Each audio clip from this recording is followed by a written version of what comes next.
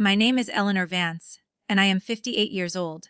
For 35 of those years, I've been a financial planner in Boston, guiding people toward a secure retirement. I've lived my own advice, I've been frugal, I've invested wisely, and I've built a life of quiet stability. My reward, the one thing I bought purely for myself. It's the place I go to hear myself think, to escape the spreadsheets and the stock tickers and, if I'm honest, to escape the one part of my life I've never been able to balance: my sister, Chloe. The snow was coming down in thick, lazy flakes as I guided my Subaru along the winding roads. Each curve of the mountain pass took me farther from the city, farther from the insistent chime of my phone, farther from the low, great anxiety that had become my constant companion. With every mile, I could feel the tension in my shoulders begin to dissolve. 10 days. 10 days of absolute, uninterrupted peace for Christmas. The dashboard clock read 2:17 p.m. I was making good time. My lodge, my haven, was just ahead. This place was my bulwark against the world. I'd bought the land with my first major bonus and spent a decade paying for the construction, board by board. It was mine, in a way nothing else had ever been. I've always been the responsible one. While my colleagues in their 30s were blowing their money on European vacations or flashy cars, I was playing the long game. Security. Stability. That was my mantra. It had to be. Our parents, God rest them, were wonderful people, but they were artists, not planners. When they passed away in a car accident 20 years ago, they left behind a mountain of beautiful memories and a molehill of actual money. And they left me Chloe. She's 51. But in her mind, I think she's permanently stalled at 19. I love my sister, I truly do. But my God, she is an anchor. 5 years my junior, she has drifted through life on a cloud of good intentions and terrible decisions, always expecting me to be the safety net. Our mother's voice has echoed in my head for decades, from a time I barely remember. Be good to your sister, Eleanor. She's more fragile than you. A fragile became entitled. My protection became her expectation. Christmas, in particular, had become a trial. Her neediness would ramp up with the holidays, a blizzard of demands for attention, for money, for me to host her and her flavor of the month boyfriend. This year, I had finally put my foot down. I told her in October, Chloe, I am going to the lodge for Christmas. Alone, I need the rest. She'd pouted, of course. She'd tried to guilt me. But it's our first Christmas since whatever minor tragedy she was currently fixated on. But she's 51. She has a long-term, long-suffering boyfriend, Rob. She didn't need me to play cruise director for her holiday. The lodge appeared around the final bend, its dark wood a stark, beautiful contrast to the deep snow. It looked like a postcard. My heart swelled. And then it dropped into my stomach. My circular driveway, which should have been empty, held 2 vehicles. One was Chloe's bright red SUV. The other was a mud-splattered silver pickup truck I didn't recognize. What on earth? My first thought was a break-in. My second was that something terrible had happened to Chloe. Some emergency that sent her running to the only safe place she knew. My pulse hammered as I parked and fumbled for my phone, my thumb hovering over 911. But this didn't look like an emergency. The windows of my cabin were blazing with warm light, and I could hear music. Not the classical station I kept the radio set to, but loud, thumping Christmas pop music. I trudged through the snow, my boots sinking nearly to my knees. The key was cold in my hand, but I had a sinking feeling I wouldn't need it. I was right. I turned the knob, and the heavy oak door swung open easily. I stood in the entryway, frozen. The scene before me was so bizarre, so completely wrong, that for a half-second I wondered if I'd driven to the wrong house. My house, my quiet, tasteful sanctuary, was gone. In its place was a party, a massive Christmas tree. Not my simple, elegant Fraser fir with white lights, but a garish, blinking monstrosity dripping with tinsel and multi-colored baubles, stood in the corner. Tacky garlands were draped over every surface, including my bookshelves. Scented candles, cinnamon, and holiday spice fought a war in the air, creating a cloying, overwhelming smell. And there were people, strangers. So many strangers, lounging on my furniture as if they owned it. A man I'd never seen before, with a broad stomach and a red Santa's Naughty List t-shirt, was asleep in my reading chair, the one I'd saved for 2 years to buy. A group of 20-somethings were clustered around my kitchen island, laughing raucously and mixing drinks in my late grandmother's crystal punch bowl. And there, in the center of it all, was Chloe. She was wearing a sparkling green dress that was just a little too young for her blonde hair piled high. She was holding court, a glass of wine in her hand. Beside her stood Rob, looking uncomfortable, and an older couple I vaguely recognized. Barbara and Frank, Rob's parents. The music was so loud that for a full 10 seconds, nobody saw me. I just stood there, the cold wind blowing in from the open door, my suitcase handle clenched in my numb hand. It was Rob who saw me first. His eyes went wide, and the smile slid off his face. He nudged Chloe. The laughter died. One by one, heads turned. The music continued its cheerful assault, a ridiculous soundtrack to a frozen, awful tableau. My eyes drifted to the mantelpiece above my stone fireplace. For 20 years, that mantel has held one thing: my parents' wedding photograph. It was gone. In its place, in a gleaming silver frame, was a smiling portrait of Rob's family. Barbara, Frank, Rob, and his sister. My parents' photo had been moved to a side table, half hidden behind a giant poinsettia. Oh, the sound barely escaped me. Chloe's voice, sharp and bright, shattered the silence. "Eleanor! You're early." Her eyes were wide, but not with guilt. Not with surprise. With annoyance. "I figured you'd be stuck in traffic. The weather is just awful, isn't it?" The room was utterly silent, save for Bing Crosby. Rob was staring at his feet. Barbara and Frank looked confused, glancing between me and Chloe. "Anyway," Chloe continued, waving her wine glass, that familiar, passive-aggressive tone dripping from every word. "It's so nice you could make it back to our cabin for Christmas. Frank, Barbara, you remember my sister, Eleanor, right? Our cabin." The word struck me like a physical slap. Our. I looked around the room again, really seeing it this time. This wasn't a party. This was an occupation. There were suitcases stacked by the guest room door. A pile of mail on my entryway table. Rob's heavy winter coat was hanging on the peg that was, and had always been, mine. A memory, sharp and stinging, surfaced from 40 years ago. My 10th birthday. My mother had baked a cake. My friends were supposed to come over. But Chloe, then 5, had spiked a low-grade fever. Just a cold. But my mother had insisted, "We have to cancel, Eleanor. Your sister needs quiet. We'll celebrate your birthday next week." We never did. Protect Chloe. She's weaker than you. She needs more care. I had spent a lifetime absorbing that message, putting her wants before my needs, her whims before my boundaries. The pattern was so ingrained I didn't even see it anymore. Sacrifice was my default setting. But standing there, in the doorway of the home I had built, watching strangers drink my best wine from my grandmother's crystal, something inside me didn't just crack. It shattered. I looked at my 51-year-old sister, who was watching me with a defiant, challenging glint in her eye. She was waiting for the familiar script. She was waiting for me to yell, for me to get flustered, for me to demand an explanation, which she would then twist into me being unreasonable and ruining her holiday. She expected me to make a scene, and then, ultimately, to sigh, give in, and go sleep in the drafty guest room while she played Lady of the Manor. Not this time. So if you're finding this story speaks to you, or if you've ever felt taken for granted, please take a moment to click that like button. It truly helps. And subscribe if you'd like to hear more real life stories like this one. Don't forget to hit the notification bell. I let the silence stretch. I let every person in that room feel the weight of my presence, of their intrusion. My fingernails dug into the palms of my hands. I uncurled them one by one. I took a long, slow breath. When I finally spoke, my voice wasn't a shout. It was cold. It was quiet. And it was absolutely clear. I did not look at Chloe. I looked directly at Barbara, Rob's mother, who was clutching her cardigan closed as if to ward off a chill. "Barbara." "Frank," I said, my voice cutting cleanly through the music. "I'm afraid there has been a profound misunderstanding." Barbara stammered. "Oh, my Eleanor, we had no idea.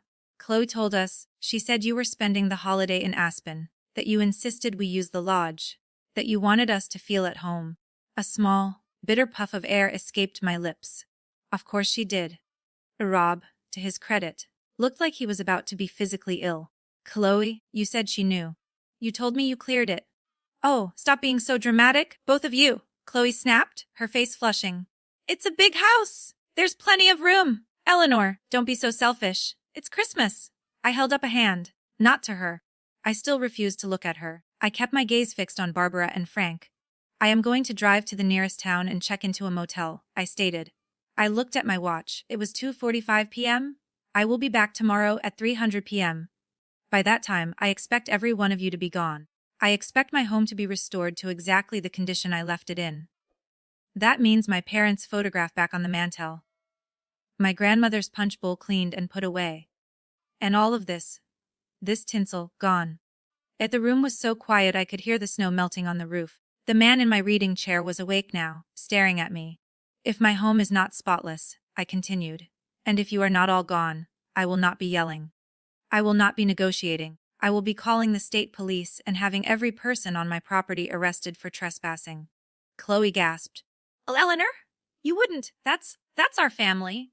I said, finally turning my eyes to her, the coldness in my stare making her flinch. "Her your guests. In my house.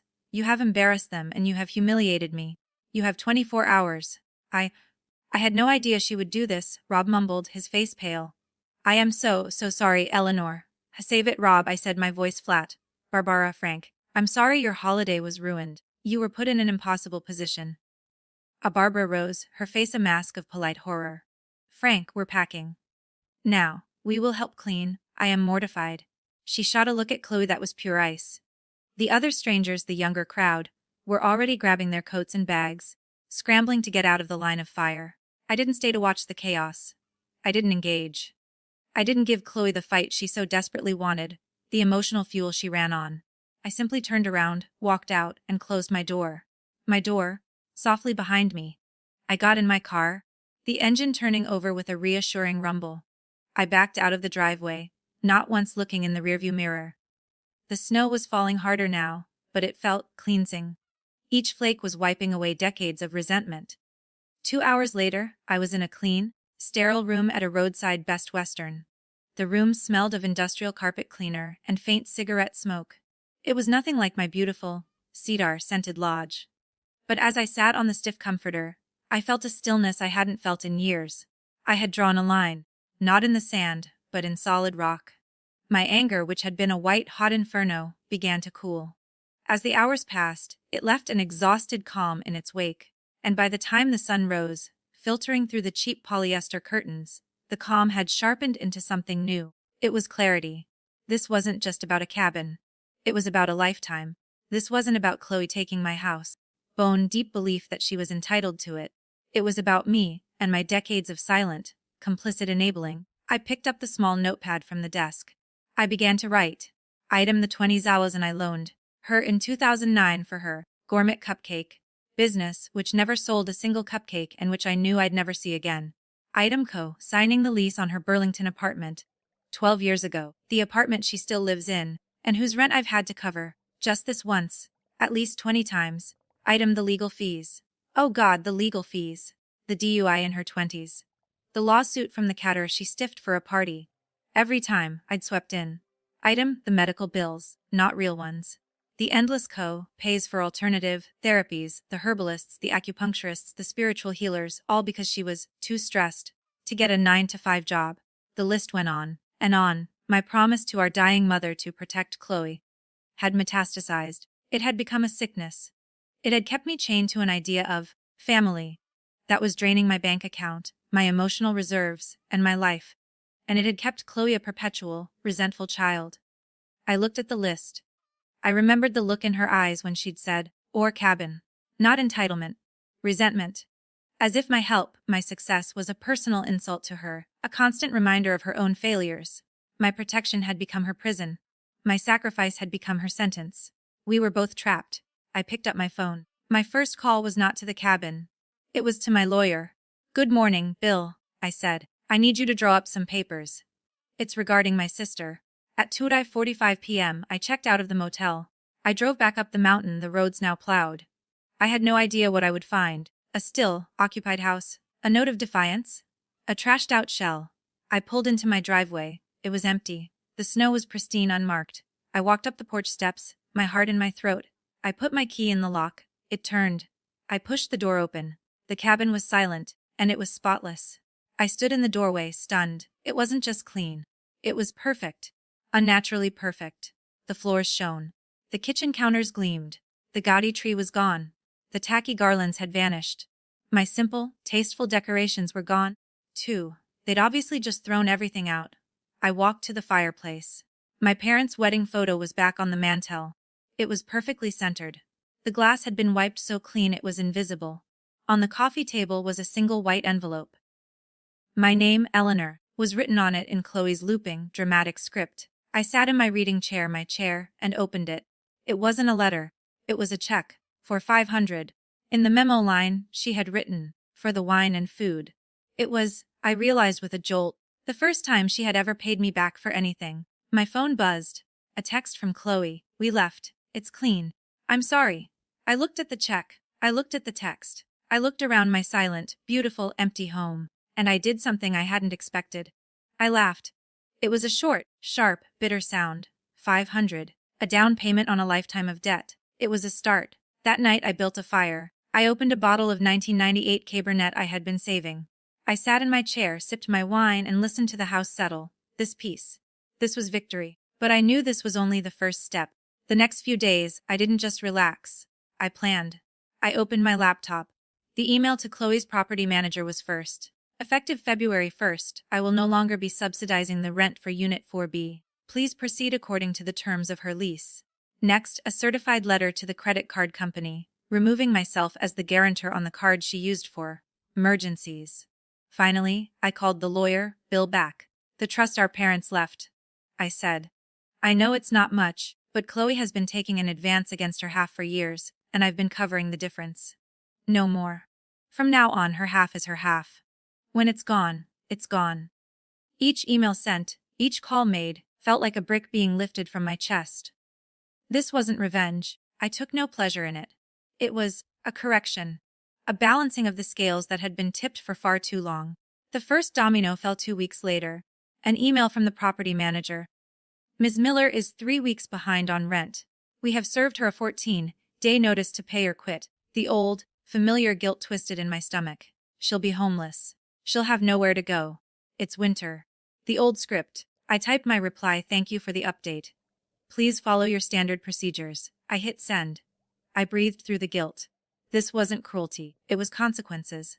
The phone call I'd been dreading came a month later, on a Tuesday night.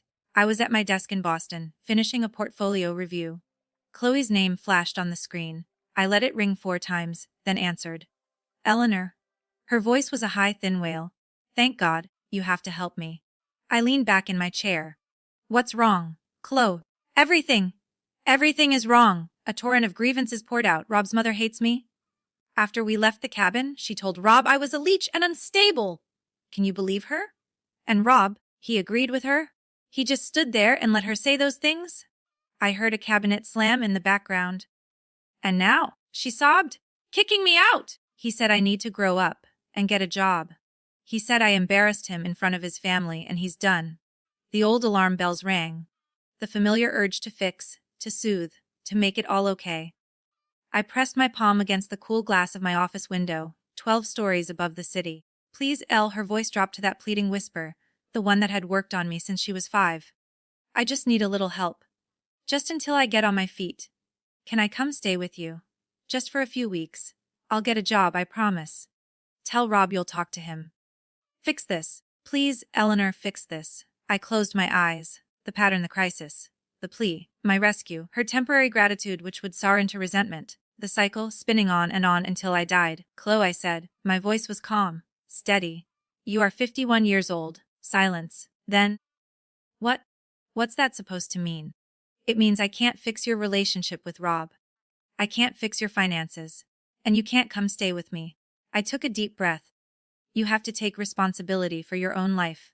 The silence that followed was heavy, metallic. Then her voice returned. And it was no longer pleading. It was acid.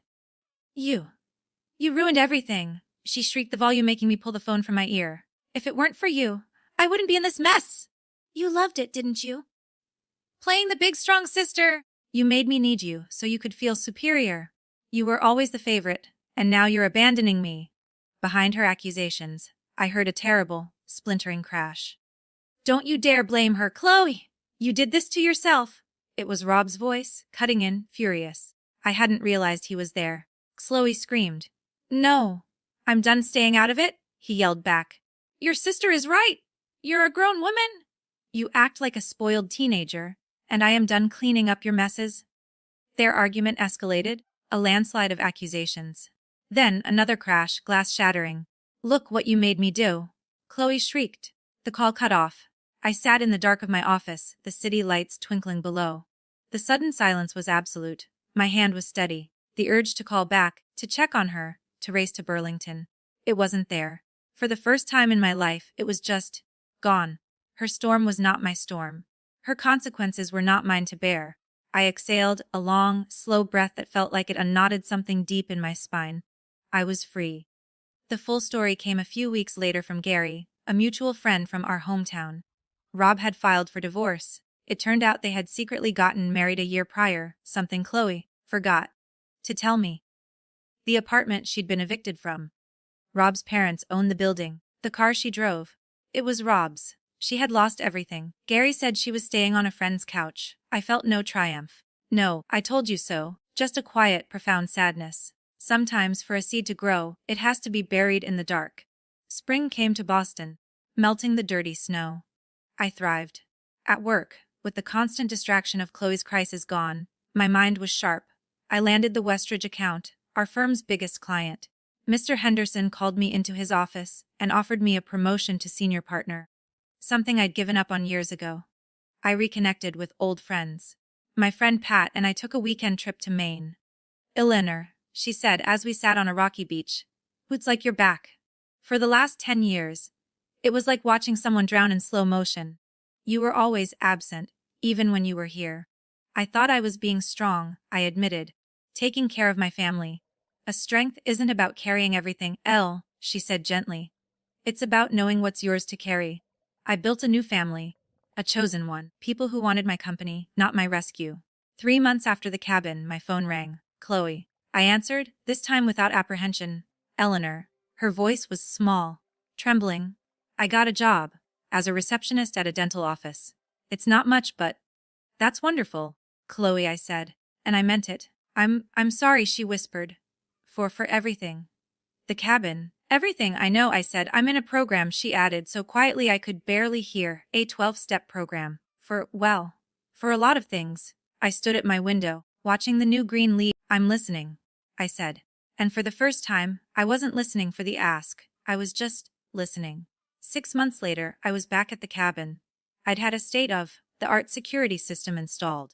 The mantelpiece held my parents' photo, and next to it, a photo of me and Pat in Maine. The cabin hummed with life.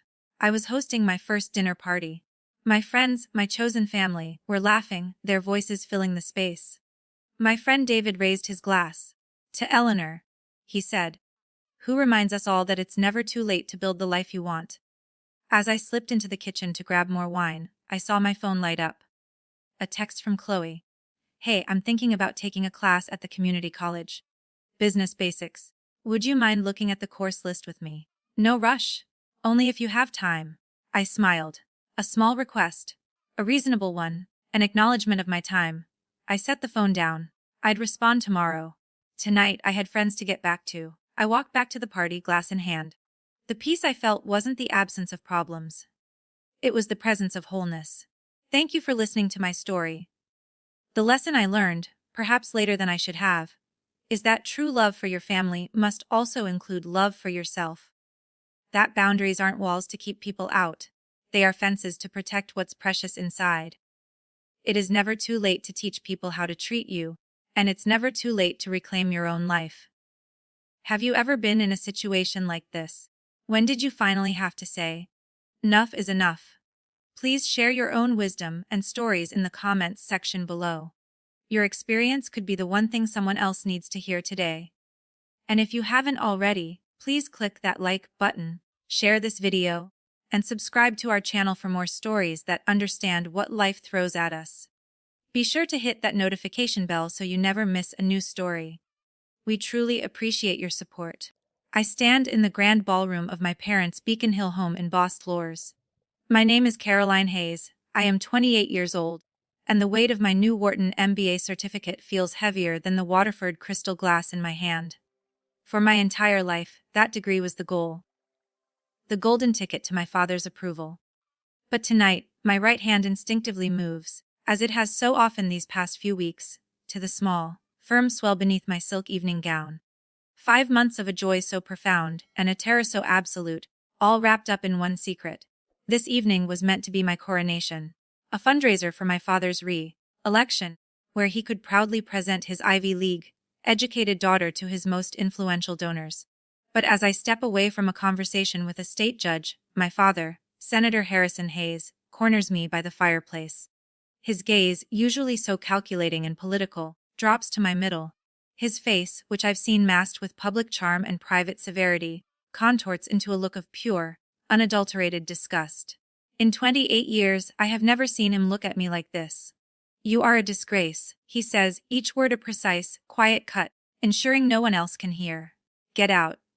My mother, Margot, her pearls gleaming, glides over. She doesn't look at me but at my father, her hand finding his arm in solidarity. "You made your bed, Caroline," she whispers, her voice lacking even a pretense of warmth. "Do not ruin this night for your father." I swallow, the air in the crowded room suddenly too thin. "If you'd just let me explain about Nathaniel." "There is nothing to explain," my father cuts me off, straightening his tuxedo as if my very presence has soiled it. "Do you have any idea what this will do?" "The optics. Pastor Powell just asked me to give the keynote speech at the New England Family First Foundation." He can't even finish the sentence, his face flushing a deep, dangerous red. "We have given you everything," my mother adds, her voice trembling, not with sadness, but with a carefully calibrated outrage. "The best schools, a network most people would kill for. And this is how you repay us." What am I supposed to tell the ladies at the charity gala committee? They're meeting here next week. Their words wash over me, and a cold, terrible clarity sets in. They haven't asked a single question about my health. They haven't asked about the father of my child. They haven't asked how I feel. All they see is the threat to their perfectly curated political image. "You are not welcome in this house while you are carrying that mistake," my father declares, his eyes scanning the room to ensure no one is watching our tense exchange. His words unlock a memory, one I had buried deep. I was 20, and I'd been offered a chance to work for a nonprofit in Africa. I was so excited. When I showed my father the acceptance letter, his smile never reached his eyes. "Humanitarian work is a hobby, Caroline, not a future," he'd said, "and a Hayes always puts the family reputation first. I've already secured you a summer internship at Goldman Sachs." I remember how I'd nodded, swallowing my disappointment, just as I had when he'd vetoed my unsuitable college boyfriends. Every decision, every achievement, measured against Senator Harrison Hayes's impossible yardstick. And still, I had never measured up. My hands tremble, but my voice, when it comes, is steady. "They didn't even ask who the father was," I whisper, mostly to myself. If they had, everything might have been different. My father checks his watch, a clear signal that my time is up. "I'll have your things sent to a hotel," he says dismissively. "Call my office tomorrow. We'll figure out how to manage this." "I'll get my things myself," I say quietly. Upstairs, in the bedroom that still looks like a museum exhibit of my childhood, I pack a single suitcase with mechanical precision. Through the floorboards, I can hear the muffled sound of my father's voice at the microphone, welcoming his guests. 5 minutes. It took 5 minutes to erase 28 years of being their daughter. On the hallway wall, a gallery of family photos mocks me. The Hayes family at the governor's ball. The Hayes family on the cover of Boston Common magazine. The Hayes family, perfect smiles, perfect clothes, perfect poses. Not one of them shows who we really are. I pause at my Wharton graduation photo, taken just last month. My father's hand is on my shoulder, looking proud to any stranger. But I remember how his fingers dug in, hissing in my ear, "Don't waste this, Caroline. This is your value." Downstairs, the party is in full swing. My parents are gone, back to pressing flesh and securing votes. I walk to the grand mahogany table in the foyer, where my diploma was displayed in a heavy silver frame. I take the certificate out, roll it up, and place it in my bag. I leave the empty frame behind, a final, silent offering to their altar of appearances. As I step onto the cobblestone sidewalk, the heavy oak door clicks shut behind me. A quiet, final exclusion. I press my hand to my belly, feeling a tiny, reassuring flutter. "It's just us now, little one." I whisper, fishing my phone from my purse to call Nate. For the first time in my life, I have disappointed my parents in a way that can't be fixed with another achievement or a strained apology. And strangely, beneath the crushing weight of the rejection, something else stirs. It feels like relief. It feels as if I've been holding my breath for 28 years and I can finally exhale. My dear friends, have you ever reached a point where the life you built to please others shattered? When you realize the people who were supposed to love you unconditionally only loved the idea of you. It's a painful, clarifying moment. If you've ever felt that, or know someone who has, please consider liking this video and subscribing. We talk a lot about resilience here, and I'd love for you to be part of our community. Later that night, the hotel room's king-sized bed feels vast and empty. I'm clutching my phone, tears blurring Nate's name on the screen. My fingers tremble as I press call, each ring echoing the frantic pounding in my chest. Caroline, what's wrong? I thought you were at the fundraiser. Nate's voice, always so calm and steady, wraps around me like a blanket. They threw me out, I whisper, the words sounding hollow and unreal. He saw I was pregnant. They threw me out, Nate. I'm coming right now. No, wait, I choke out. There's more. They didn't even ask who you were, Nate. They didn't ask anything. What? There's a sudden, cold fury in his voice. Caroline, put your laptop on. Check the Beacon Hill Ledger blog. My hands shake as I open my laptop. The Society blog, the one my mother reads religiously, is already updated. The headline is discreet: Senator Hayes's daughter taking personal leave. Oh, God, I whisper. I read the post aloud. Sources close to the family express deep concern for Caroline Hayes, who, after graduating from Wharton, is reportedly unwell and suffering from a breakdown. The senator and Mrs. Hayes are devastated and ask for privacy as their daughter receives the help she needs. The room spins. Nate, they're telling everyone I'm mentally unstable. They're not just disowning me, they're discrediting me. They're controlling the narrative, Nate says, his voice tight. And that's not all. My father just got a call from a friend at Bain Capital. Your father, Senator Hayes, has already been on the phone. He's been calling his contacts at every major financial firm in Boston, voicing concerns about your emotional stability. He's trying to get you blacklisted, Caroline. The air leaves my lungs. My father, who had built his career on favors and backroom deals, was using that same network to systematically destroy my future before it could even begin. He's trying to make me desperate, I say, a chilling calm settling over my shock. If I can't work, if I have no money, I'll have to go crawling back to him. I'll be forced to do whatever he says. My mother is using social pressure. He's using financial leverage. Listen to me, Caroline, Nate says, his voice firm. We are not playing their game. My father wants to speak with you. The phone rustles, and a new voice, deeper and filled with quiet authority, comes on the line. Caroline, this is Arthur Davenport. You are family now. Do you understand me? We protect our family. Something inside me, something that had been coiled in fear for my entire life, finally snaps. I stand up, wiping the tears from my face. This isn't about shame, I tell him, the clarity crystallizing my thoughts. It's about control. Precisely, Arthur says. Now I've already sent my personal driver to your hotel. He'll be there in 10 minutes. We're at the house in Newport. Pack your things. I couldn't impose nonsense, he replies, cutting off my protest. Alina is already preparing the East Suite. My daughter, Sophie, is practically bouncing off the walls to see you. And our family's legal team will be contacting every firm your father spoke to first thing tomorrow morning, with a letter of recommendation that will overshadow anything a mere senator has to say. 2 hours later, the driver, a kind man named Thomas, helps me with my single suitcase. We pass through imposing, centuries-old wrought iron gates, following a winding drive bordered by ancient elm trees. The house rises before us, a staggering 20-bedroom Gilded Age cottage, overlooking the dark, moonlit ocean. On the wide, lamp-lit steps stands Arthur Davenport, silver-haired and straight-backed in a cashmere sweater. He opens my door himself, bypassing the driver. Welcome home, Caroline, he says, helping me out with a gentleness my own father has never shown. His wife, Eleanor, appears in the doorway, her face warm with a genuine concern that makes my throat tighten. The suite is ready, dear. But there's a warm meal waiting for you in the kitchen, if you're hungry. No rush at all. Sophie, Nate's younger sister, barrels past her mother, throwing her arms around me in a fierce hug. I'm going to be an aunt! This is the best news ever! Their unconditional welcome washes over me in waves, each kind word a stark, painful contrast to the icy rejection just hours before. These people, who I barely know outside of their relationship with Nate, are offering me what my own blood could not. In the grand foyer, beneath a soaring, vaulted ceiling, Nate is waiting. As I approach, he drops to one knee, revealing a stunning, antique emerald cut diamond ring. My grandmother's, he explains, his voice thick with emotion. My father had it sized for you last month when I told him our plans.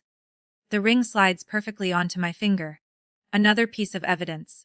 While my parents were preparing to cast me out, the Davenports were preparing to welcome me in.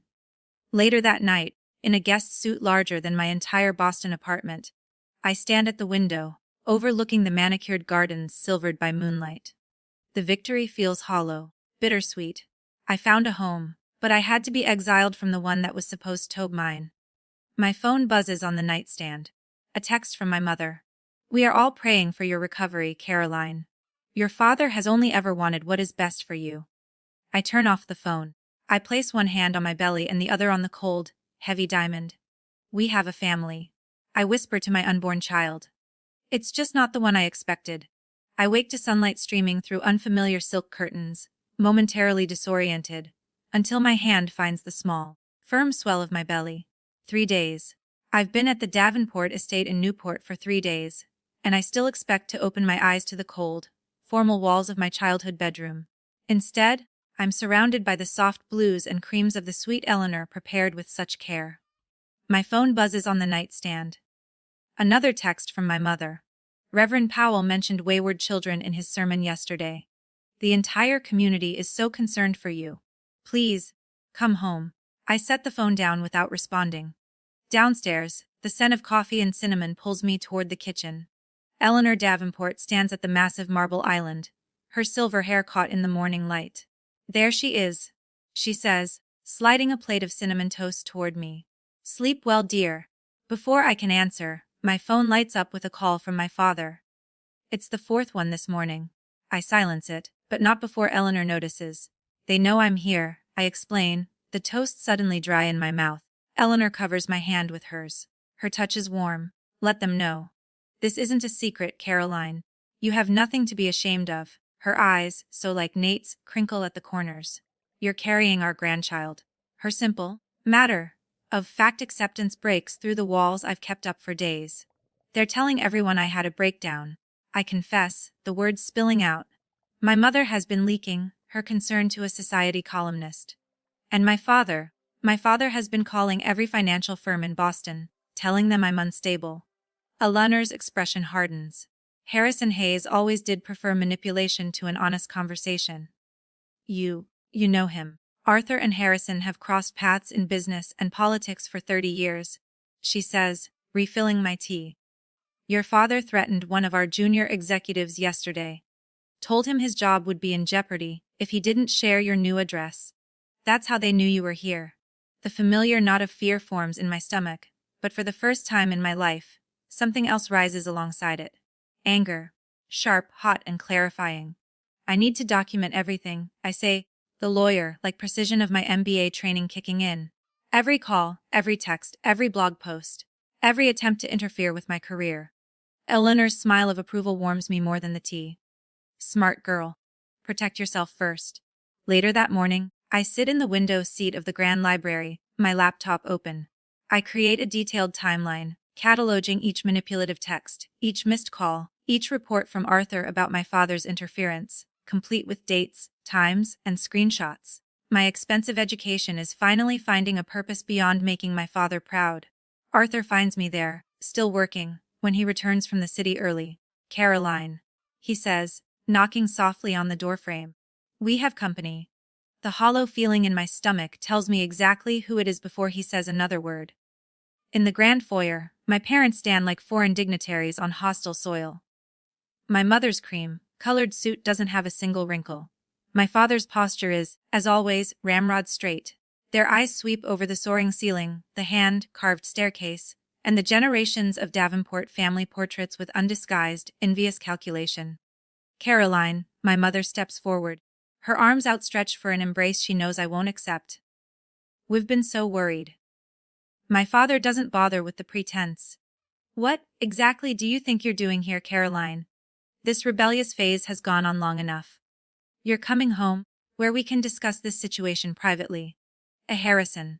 Arthur Davenport's voice lacks my father's sharp edge, but it carries a quiet, ancestral authority that makes everyone turn. Margot. I wasn't aware we'd scheduled a meeting today. My father's jaw tightens. This is a family matter, Arthur. Indeed it is, Arthur replies, moving to stand beside me. Eleanor appears at my other side, her shoulder brushing mine. Which is precisely why we're involved.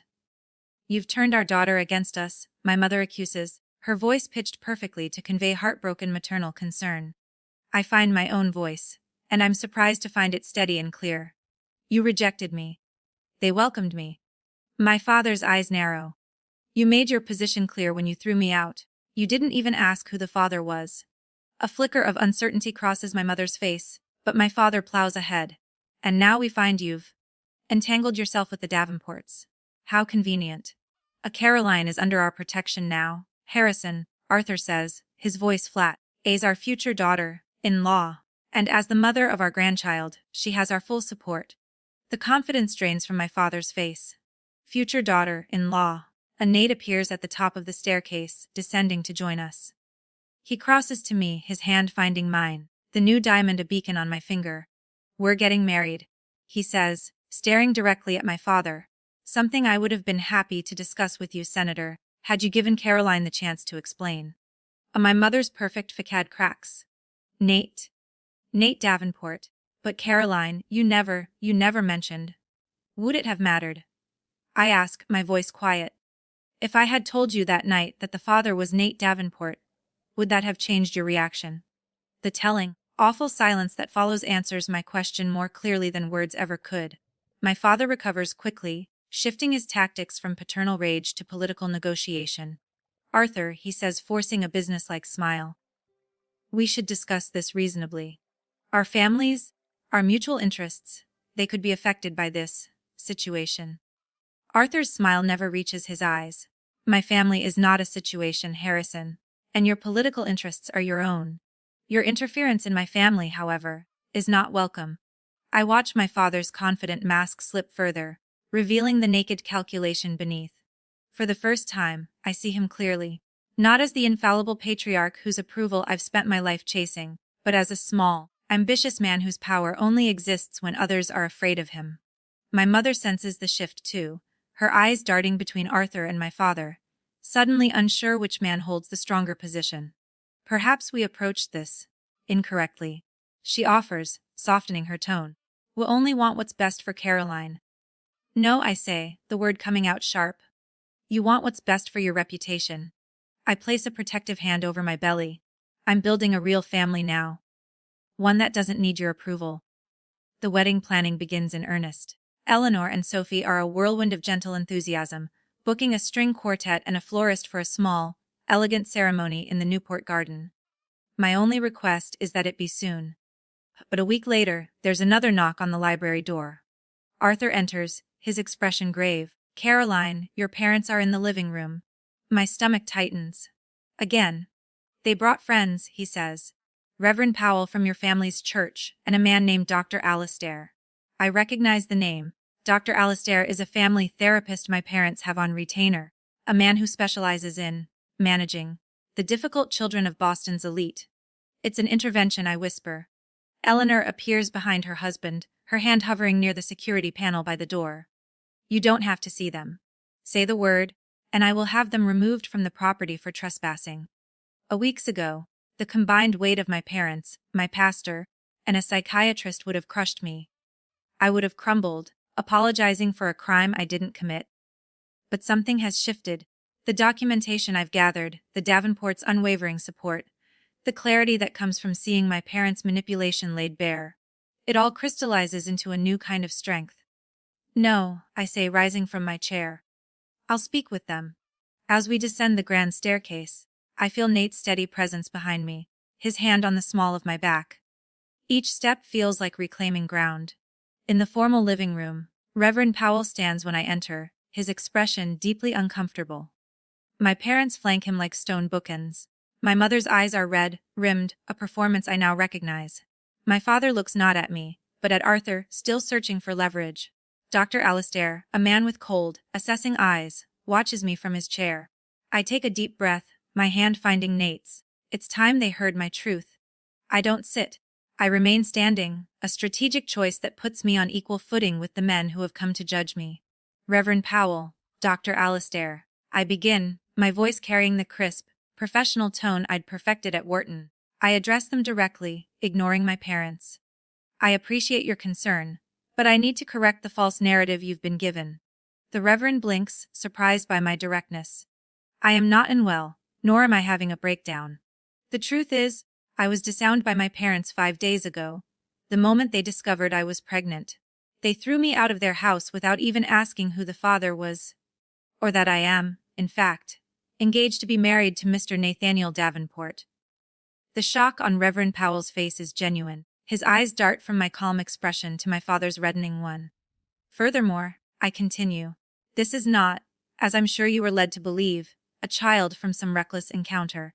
This is a child conceived in a committed, 5-year relationship. What my parents have orchestrated is a campaign of emotional and professional manipulation.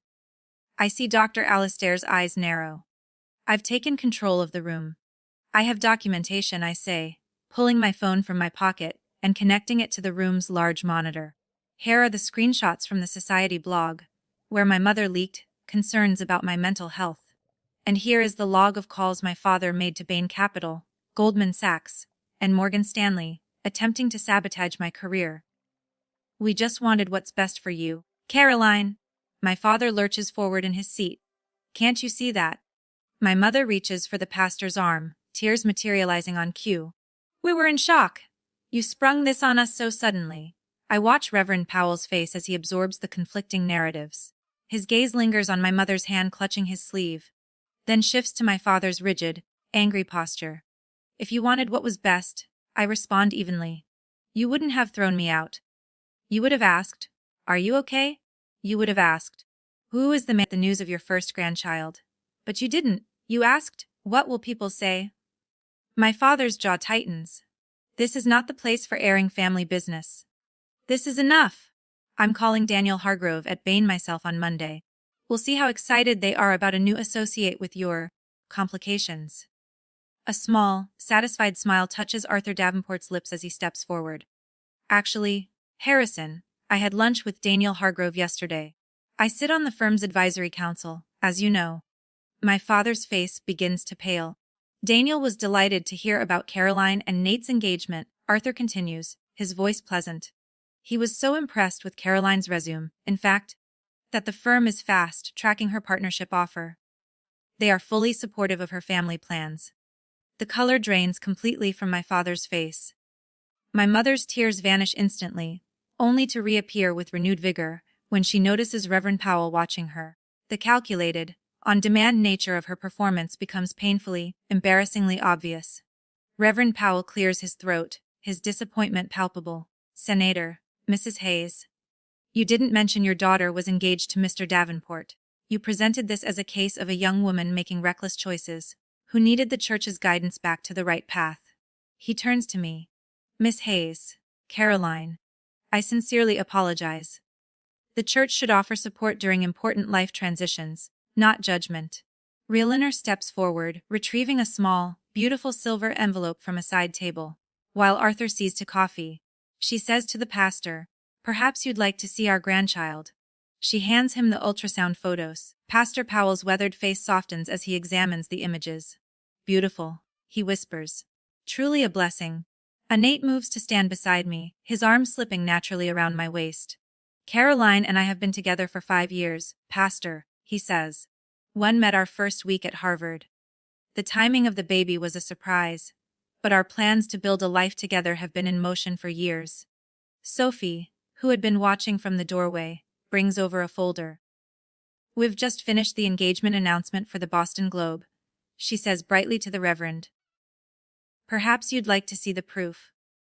My mother's eyes are glued to the ultrasound photo, still in Pastor Thompson's hands. Something flickers across her face. Not the manufactured grief she's been displaying, but something raw and genuine. For a brief second, I glimpse the grandmother she might have been, if appearances hadn't mattered more than love. My father, however, notices nothing. His focus remains fixed on Arthur, his mind frantically calculating the power dynamics he has so clearly misjudged. Harrison, my mother whispers, touching his arm. Maybe we should listen. His head jerks toward her, pure betrayal in his eyes. There's nothing to listen to. We are leaving. But my mother doesn't move. Her gaze returns to the ultrasound photo. Is it a boy or a girl? She asks softly, her voice small. It's the first real question she's asked. The first crack in their united, selfish front. Margot, my father snaps. He looks down at her with cold disbelief.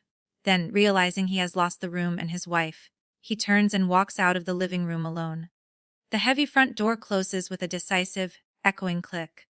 My mother sits motionless, caught between the husband she has always obeyed and the grandchild she suddenly, clearly, wants to know. It's a boy, I tell her. My voice is not warm, but it's not cold.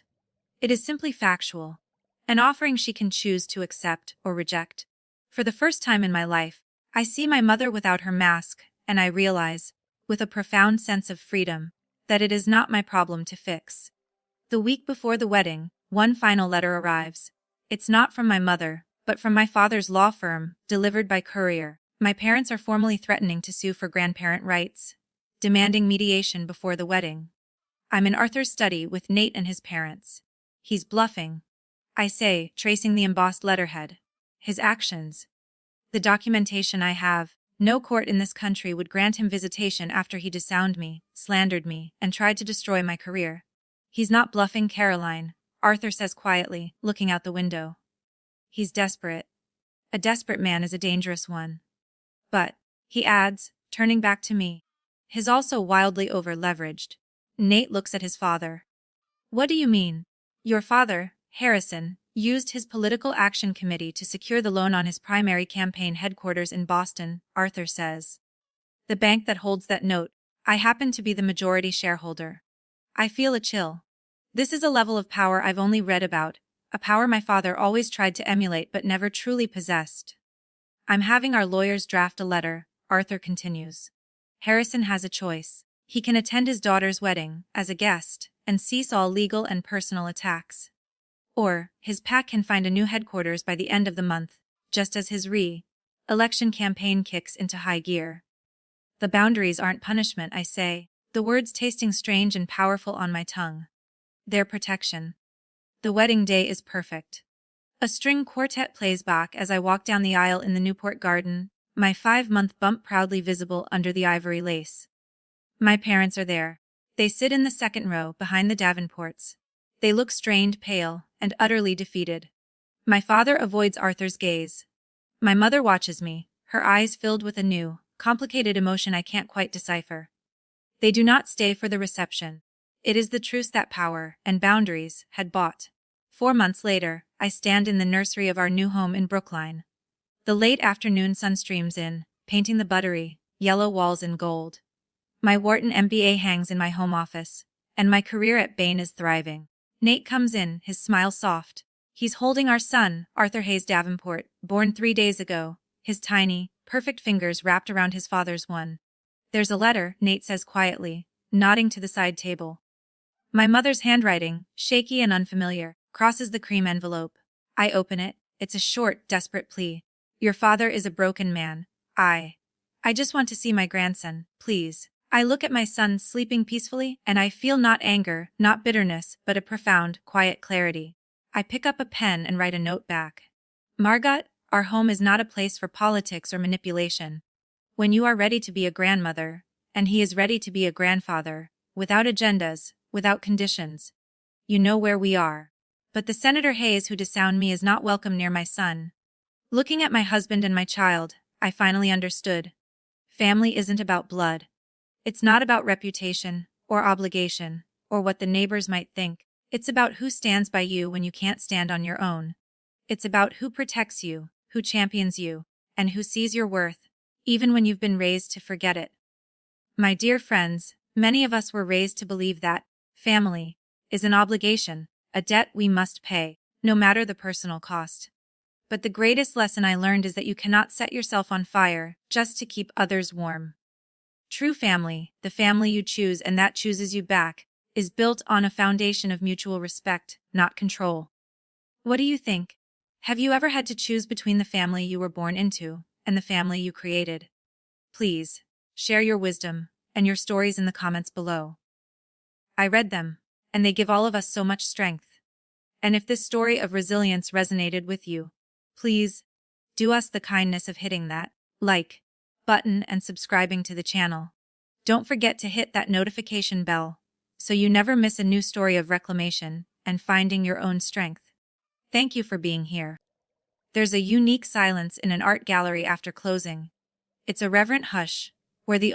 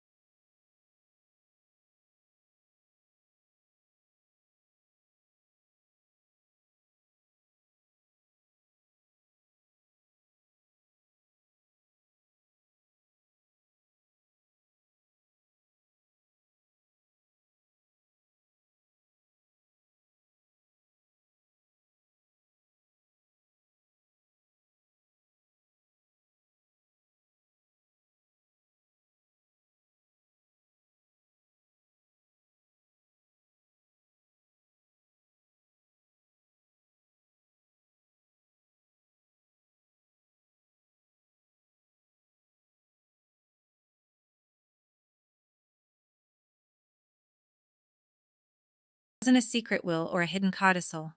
It was something far more elegant and, in the art world, far more powerful. Inside was a series of documents, all notarized and filed with the appropriate authorities years ago. My mother, the sole owner of these 20 specific paintings before she incorporated the gallery, had never actually transferred their legal ownership to the Caldwell Gallery LLC. Instead, she had created a separate legal entity, the Genevieve Caldwell Emerging Artist Trust. The trust's sole assets were these 20 paintings. Its stated purpose was to loan these works to the Caldwell Gallery to enhance its collection and reputation, and to use any future proceeds from their potential sale to fund grants for new, unrepresented artists. And the final, brilliant stroke. The trust documents named a single, sole trustee with absolute authority over the collection upon her death, me, Clara Caldwell. My father and Leo had sold a gallery whose reputation and value were built upon a collection they didn't legally own. They had committed a catastrophic act of fraud without even realizing it. I sat in the silence of my mother's studio, the document spread before me, feeling her fierce intelligence reaching across the years. She had known my father's pragmatism and my brother's greed. She had created a firewall to protect the heart of her legacy, and she had made me its gatekeeper. The next morning, I made a call to a woman in New York, a powerhouse art lawyer named Vivian Chen, who had been a close friend and mentee of my mother's. Vivian, it's Clara Caldwell. Clara! My God, it's been years. I was so sorry to hear about Genevieve, she said, her voice warm but business-like. How are things? Things are legally complex, I said. I explained the entire situation, the sale, Leo's appointment, and the documents I had found.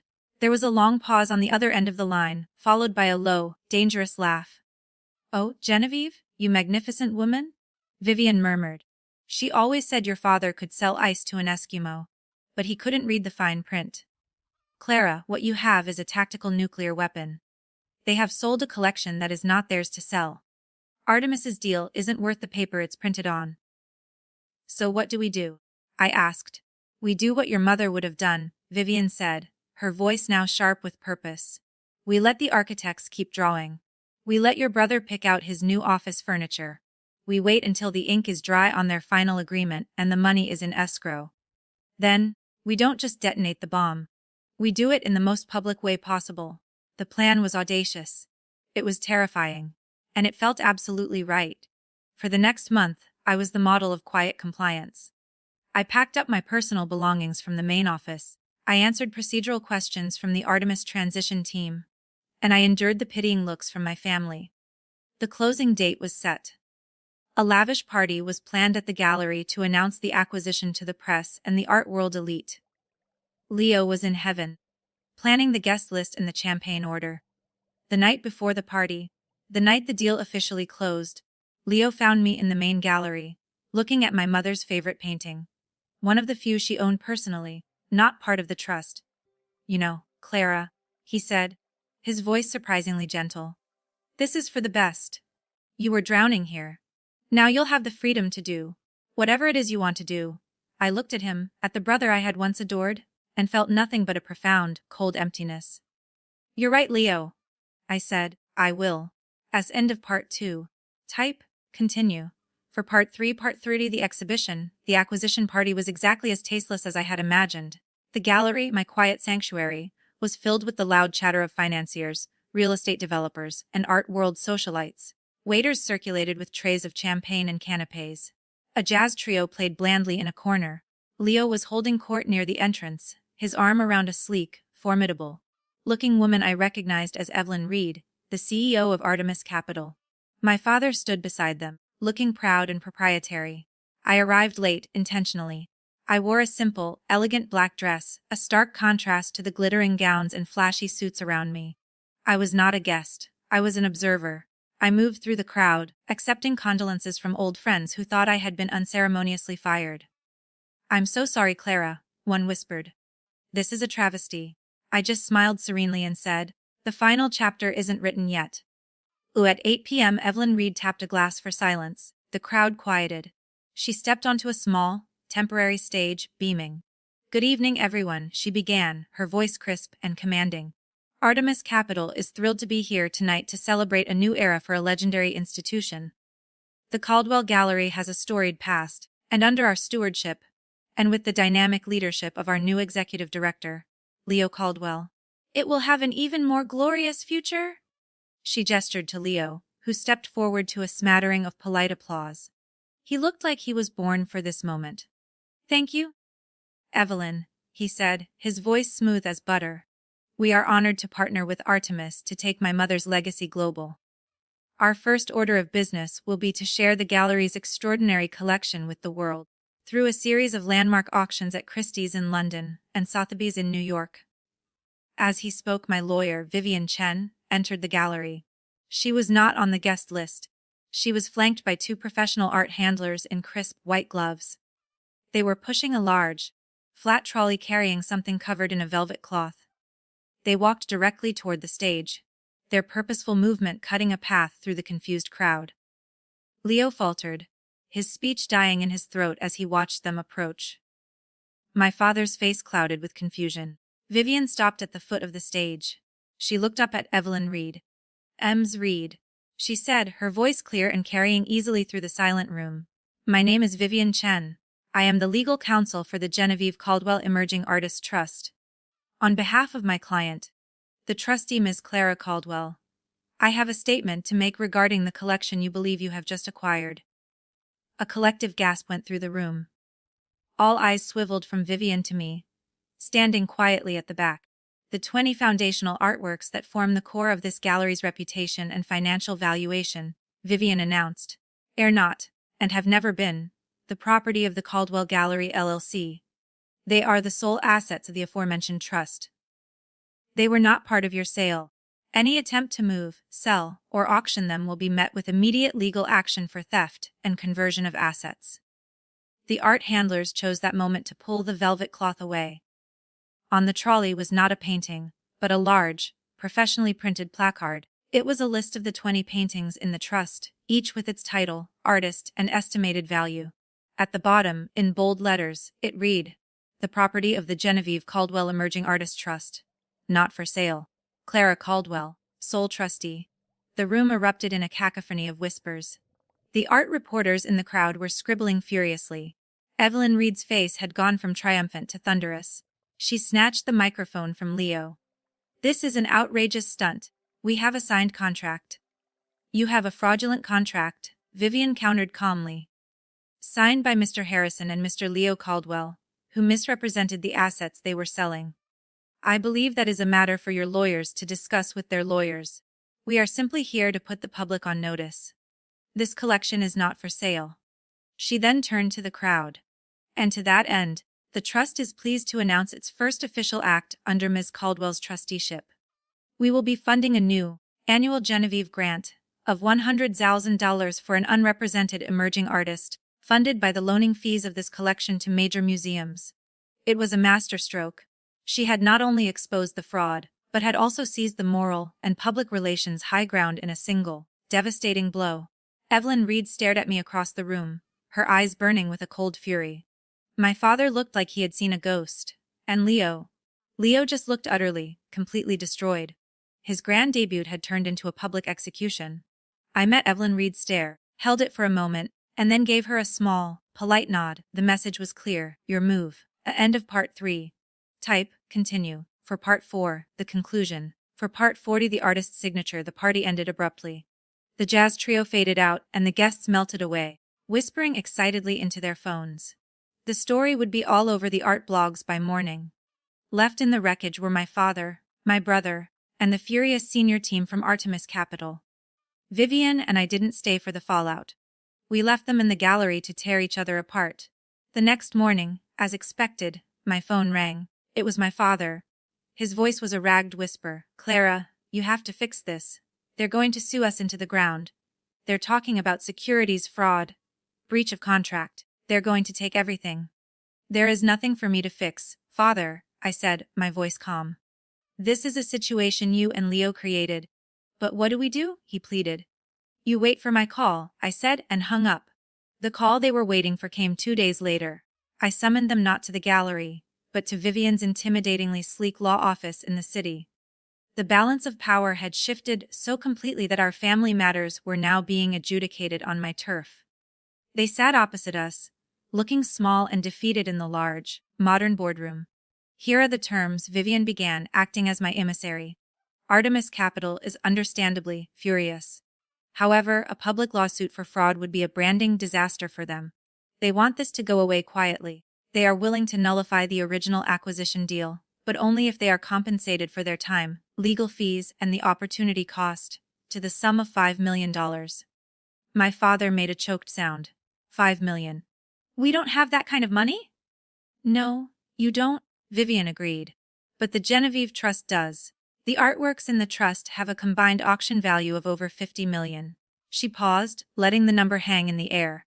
Ms. Caldwell, as trustee, is willing to authorize the sale of one painting from the trust's collection.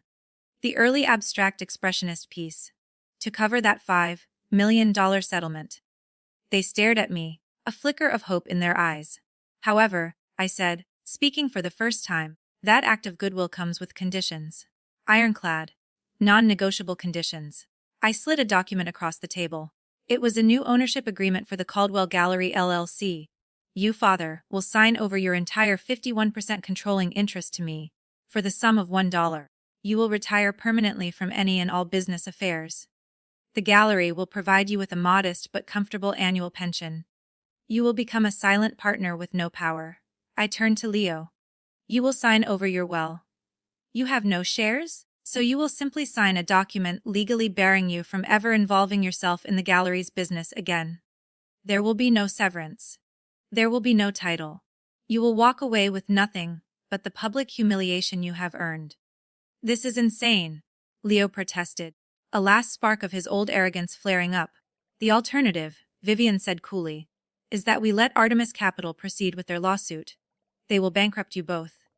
You will lose your house, your savings, everything. The Gallery LLC, as a worthless and bankrupt entity, will be dissolved. Clara, as owner of the trust, will simply form a new company and continue to operate in the building, which, I might add, she is the controlling trustee of. In short, you can accept her terms and walk away with your dignity and a pension, or you can refuse and be left with absolutely nothing. The choice is yours. It wasn't a choice. It was a surrender.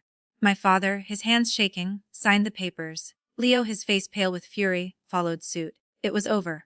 1 year later, the art world was still talking about the legendary night at the Caldwell Gallery.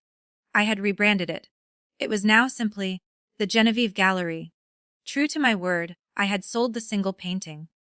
The $5 million settlement was paid, and Artemis Capital vanished from our lives. With the remaining funds from the auction, I established the Genevieve Grant as Vivian had announced, and the first recipient was a brilliant young sculptor from the Bronx, whose career immediately took off. The gallery thrived under its original mission. It became a haven for artists, a place of integrity and passion. It was more successful than ever before, because it was authentic. My father lived quietly on his pension. We spoke occasionally, our conversations stilted and formal. He had lost his power, and in doing so, seemed to have lost his voice. He was a ghost in the background of a life he once thought he controlled. Leo moved to the West Coast. I heard he was trying to rebrand himself as a lifestyle consultant. His name became a cautionary tale in the art world. One evening, I was closing the gallery late. The rooms were silent, filled with the beautiful, challenging work of the artists my mother would have loved. I stood before her portrait, which hung in the main hall. I had done it. I had protected her legacy, not by keeping it frozen in time, but by ensuring its soul could continue to grow and thrive. At that family dinner, they had tried to write me out of my own story. They didn't realize they were just giving me the pen. I had become the author of my own life, and the legacy I was building was not just one of art, but of resilience, of strength, and of the enduring power of a mother's love. If this story of art, betrayal, and reclaiming your own masterpiece has resonated with you, please hit the like button, share it with anyone who has ever had to fight for their passion, and subscribe to our channel. Every life is a work of art, and every story of courage deserves an audience. What is the legacy that you are protecting? Have you ever had to paint your own future after someone tried to erase it? Share your story in the comments below. Your voice is a vital part of our community gallery. And don't forget to ring that notification bell for our next exhibition of strength and survival. Thank you for listening. My name is Sarah and I'm 42 years old. The digital clock on my dashboard flashed 1200 a.m. as I pulled into our driveway. Christmas Eve had officially arrived, though the holiday spirit had abandoned me somewhere between the third cardiac arrest and the fifth car accident victim at the Cleveland Metro Trauma Unit. My shoulders ached after a grueling 14-hour shift, my scrubs bearing the invisible weight of other people's tragedies. I fumbled with my house key in the freezing Ohio air, expecting darkness. My husband, David, was away on a business trip until tomorrow morning, and our daughter Emily had texted earlier about heading to my parents' for their annual blow-up Christmas Eve dinner. The thought of my 16-year-old daughter spending time with family had been the one bright spot in my exhausting day. When I pushed open the door, soft lamplight spilled across our living room. My breath caught in my throat. Emily lay curled on the sofa, still wearing her winter coat, her face partially hidden beneath a cascade of dark hair. Her chest rose and fell in the shallow rhythm of troubled sleep. On the coffee table sat an untouched plate of food and a festive tin of her homemade gingerbread cookies. The ones she'd spent all yesterday afternoon perfecting, meticulously decorating with royal icing for her grandparents. "Emily," I whispered, kneeling beside her. Her eyelids fluttered open. For an instant, raw vulnerability flashed across her face before she tried to cover it with a smile that didn't come anywhere near her eyes. "Hey, Mom!" Her voice cracked. "You're home early. What happened, sweetheart?" I brushed the hair from her forehead, my fingers freezing. I noticed the crumpled green velvet dress beneath her coat. The one she'd spent weeks choosing. The one she'd tried on for me 4 times. Anxiously asking if it was nice enough for Grandma's fancy dinner. The dress was wrinkled now, its delicate fabric bearing the evidence of hours spent curled in defeat on our sofa. As she sat up, the lamplight caught the faint, silvery tracks of dried tears on her cheeks. "Nothing happened," she shrugged, reaching for nonchalance and missing by a mile. I didn't stay very long. Emily," I took her hands in mine. They were still ice cold. "Please tell me." Her eyes dropped to our intertwined fingers. "Grandma said there was no room at the table." My heart stopped. "What?" There were a lot of people there." Her voice grew smaller. "Neighbors, Dad's cousins, even Grandma's bridge club friends." The image formed in my mind with painful clarity. My daughter, driving herself to her grandparents' home in the car she'd only had for 3 months, proudly bearing gifts and her homemade cookies, expecting to be welcomed into the warmth of family tradition. "I drove over around 6, Emily continued, the words tumbling out now. "I parked where Uncle Mark always parks, you know. And I checked my hair in the mirror about 100 times tight." I nodded, my throat tight. Grandma answered the door with that smile. Emily's fingers twitched in mine. And she said, "Oh, Emily dear, we weren't expecting you until your mother arrived." The familiar cold feeling spread through my chest, the one that always accompanied interactions with my mother, Eleanor. She was a master of the subtle rejection, the one disguised as practicality. "I could see everyone at the table," Emily continued. "They had all the leaves in, the way they do for Thanksgiving. 26 people, Mom." I counted. There was Aunt Laura and Uncle Mark, and all their kids. There was Mrs. Peterson from next door, and Mr. and Mrs. Lambert from the Bridge Club. I closed my eyes, already knowing where this story ended. "Grandma told me there wasn't a chair for me." Emily's voice finally cracked. She said they hadn't set a place because they thought I was coming with you later. She said the guest room was full of coats, but I could wait in the kitchen if I wanted." My hands began to tremble with a rage so cold it burned. Aunt Laura pretended to be really interested in the potatoes. Emily swallowed hard. "So I left the gifts and the cookies. And I said I'd see them tomorrow." "You drove home in the storm," I said. It wasn't a question. I'd driven through the same blinding lake effect snow. Emily nodded. "It wasn't so bad. But it was. It was bad in ways that my 16-year-old shouldn't have to understand yet." The familiar weight of family obligation pressed down on me. The same weight I'd carried since I was a girl. I'd spent 8 years paying the mortgage and utilities on the very house my parents lived in. The house I'd purchased when my dad, Richard, lost his pension and they faced foreclosure. 8 years of monthly checks, family, for my fancy nursing degree. My father, "You're better than us with your fancy degree." My sister Laura's constant refrain, "Must be nice to be so educated. You can just forget where you came from." Every family gathering was laced with barbs disguised as jokes. Every holiday was heavy with their unspoken resentment of my success, a success I had used to save them. For years, I'd been the family peacekeeper. I smoothed ruffled feathers, I made excuses for their behavior, and I wrote the checks. I endured it all because that's what family did. Because walking away seemed crueler than staying and taking the abuse. But as I helped Emily to her feet, as I gently removed the coat she'd been wearing for hours in our warm house, something inside me didn't just shift. It broke. "They didn't run out of chairs, Mom." Emily's voice was small but steady, her eyes meeting mine. "They just didn't want me there." My hands stopped trembling. I helped my daughter to bed, my voice steady despite the storm raging inside me. I tucked her in as if she were still a child, watching her eyelids grow heavy with the emotional exhaustion of the evening. "Never again, sweetheart," I whispered as she drifted off. "Never again." Later, I heard the front door open and close. David's familiar footsteps crossed the living room. He'd caught an earlier flight. "Sarah," he called softly. I met him in the hallway. The untouched plate of food and the unopened tin of gingerbread cookies on the coffee table told a story I couldn't yet bring myself to repeat. When I finally explained what had happened, I watched shock, then disbelief, then a cold fury transform his features. "They turned her away." His voice held the confusion of someone who had grown up in a normal, loving family, someone who couldn't grasp the particular, calculated cruelty of mine. I nodded, something cold and clear crystallizing inside me. My mother's petty tyranny. My father's weak submission. My sister's jealous complicity.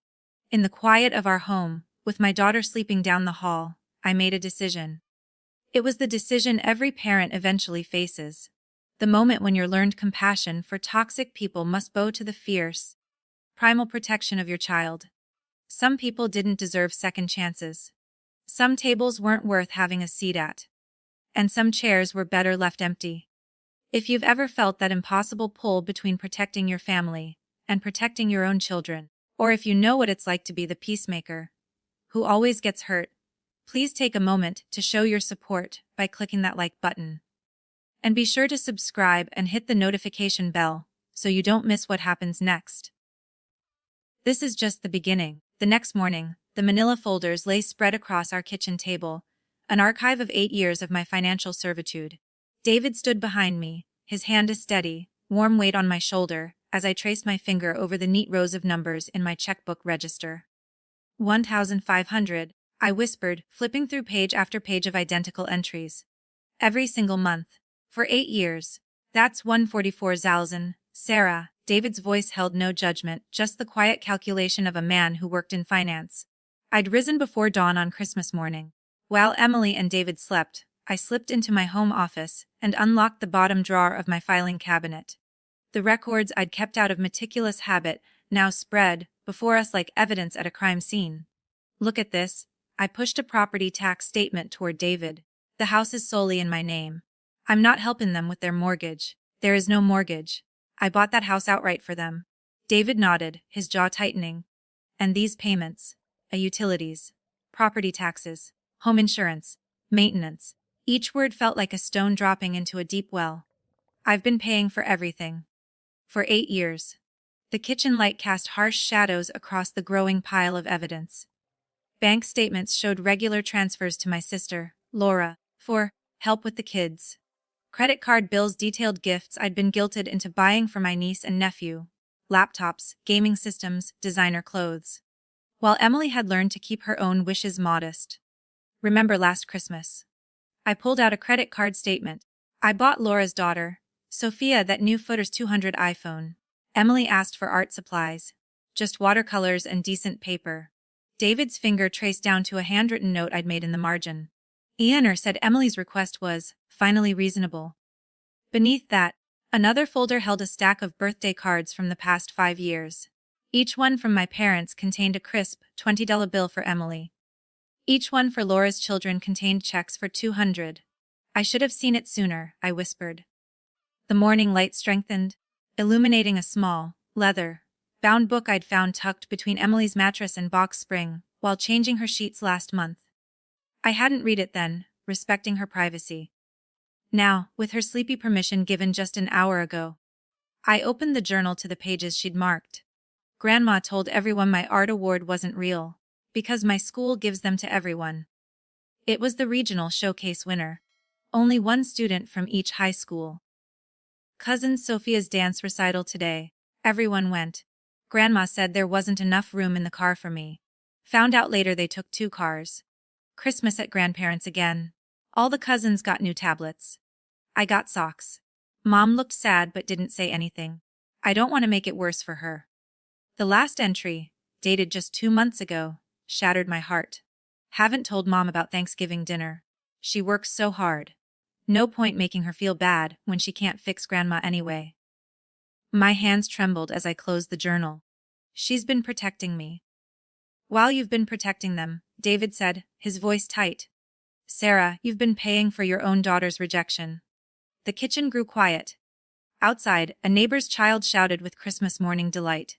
Inside our home, the only gift being unwrapped was the harsh, ugly truth of years of exploitation. This isn't about one dinner, I said finally, clarity replacing the confusion that had clouded my judgment for years. It's about Emily's worth. The doorbell rang. I glanced at the clock, 10:30 a.m. My friend Jessica King stood on our porch, a bottle of champagne in one hand and a foil-covered dish in the other. Merry Christmas, she called as I opened the door. I brought brunch, hope that's. She took one look at my face, and the smile vanished. She set her offerings on the entry table. What's wrong? An hour later, Jessica, my attorney, sat at our kitchen table. Her legal pad covered with notes, the champagne forgotten. It's straightforward, Sarah, she said, tapping her pen against the property tax statements. The house is in your name. They are, essentially, tenants, at will. They have no lease. We can file a 60-day notice to vacate. Isn't that cruel? The question slipped out, the ingrained guilt rising one last time. Jessica's eyes narrowed. Is it cruel to stop someone from taking advantage of you? Is it cruel to protect your daughter from calculated emotional abuse? My phone buzzed. A text from Maria, my nurse colleague who'd canceled her own plans to cover my shift. How's your day? Better than the ER? I hope. I texted back a brief summary. Her response was immediate. My mother did the same to my son. Call me if you need to talk to someone who's been there. David's hand covered mine on the table. I'll support whatever you decide. I need to talk to Emily first, I said. We found her in her room, sketching by the window. Mom. She looked up, sensing the weight of our presence. What's wrong? I sat beside her on the bed. We're not going to your grandparents for New Year's. Something flickered in her eyes. Relief, uncertainty, then a cautious hope. Really? Really? And there are going to be other changes too. I explained it all. The house, the money, the decision forming in my mind. With each sentence, her shoulders relaxed, as if a physical burden was lifting. Jessica's downstairs, I finished. She's helping us draft some letters. Emily nodded slowly. Are you sure? They're your parents. Even now, she worried about my feelings. I'm sure, I said, the decision solidifying. This isn't just about one dinner, honey. It's about you. It's about us. Later that evening, after Jessica had gone, after Maria had called offering quiet encouragement, after David had ordered Chinese food, because none of us felt like cooking, I sat at the kitchen table again. The eviction notice lay before me.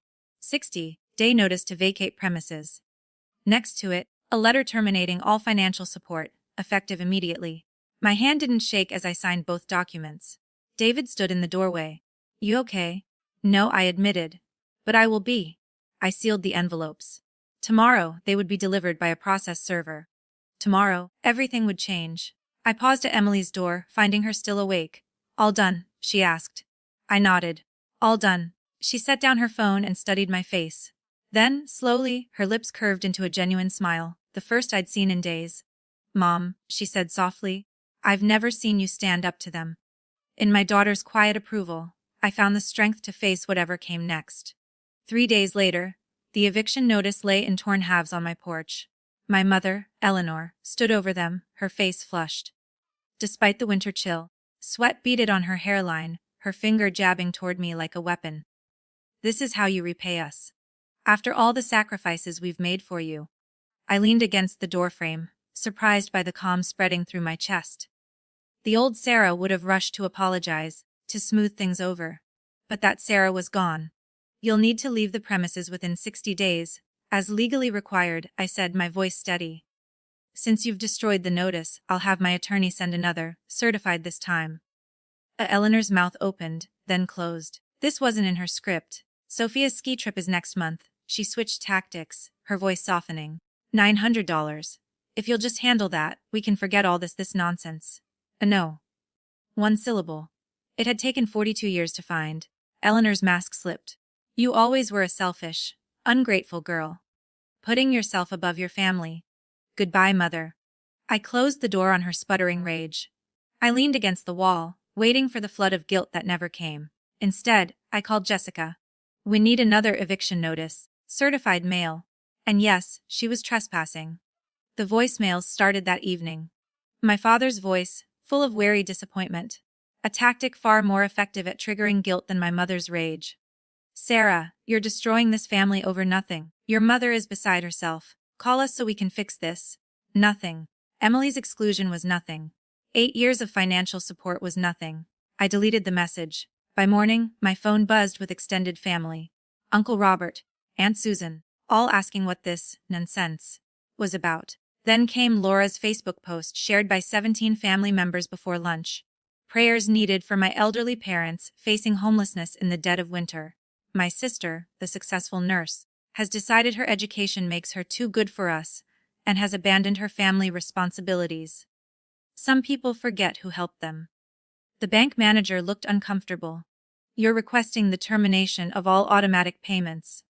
These have been set up for 8 years, yes, mortgage, utilities, taxes, and the monthly stipend.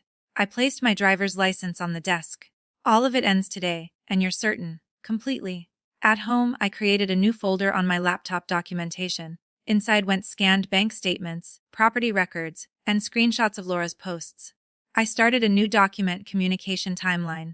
David installed the new security cameras. Your mother called my cell, he said, his laugh holding no humor. Told me I needed to control my wife. I told her I've never tried, and I'm not starting now. 3 days later, Eleanor ambushed me in the hospital parking garage after my night shift. After all we've done for you, she shrieked, blocking my path. My father stood beside her looking miserable. What you've done to Emily is unforgivable, I said, keeping my voice low. One dinner. You're throwing us out on the street over one dinner. Because your daughter didn't get special treatment. Special treatment. The words escaped me. She's my child. Your granddaughter.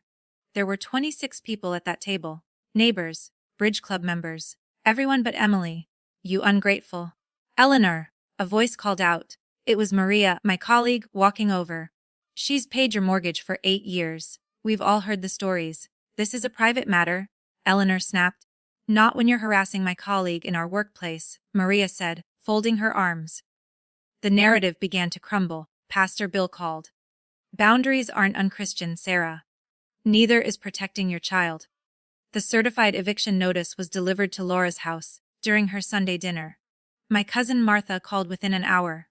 They're living in your house. All these years.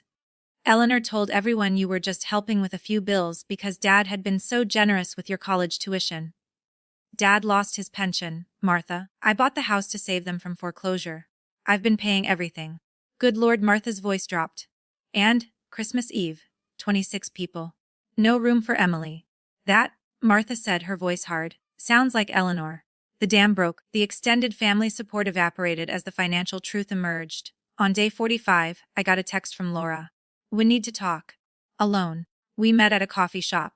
I was recording. This is breaking Mom's heart, Laura said, stirring her coffee. We need to stick together.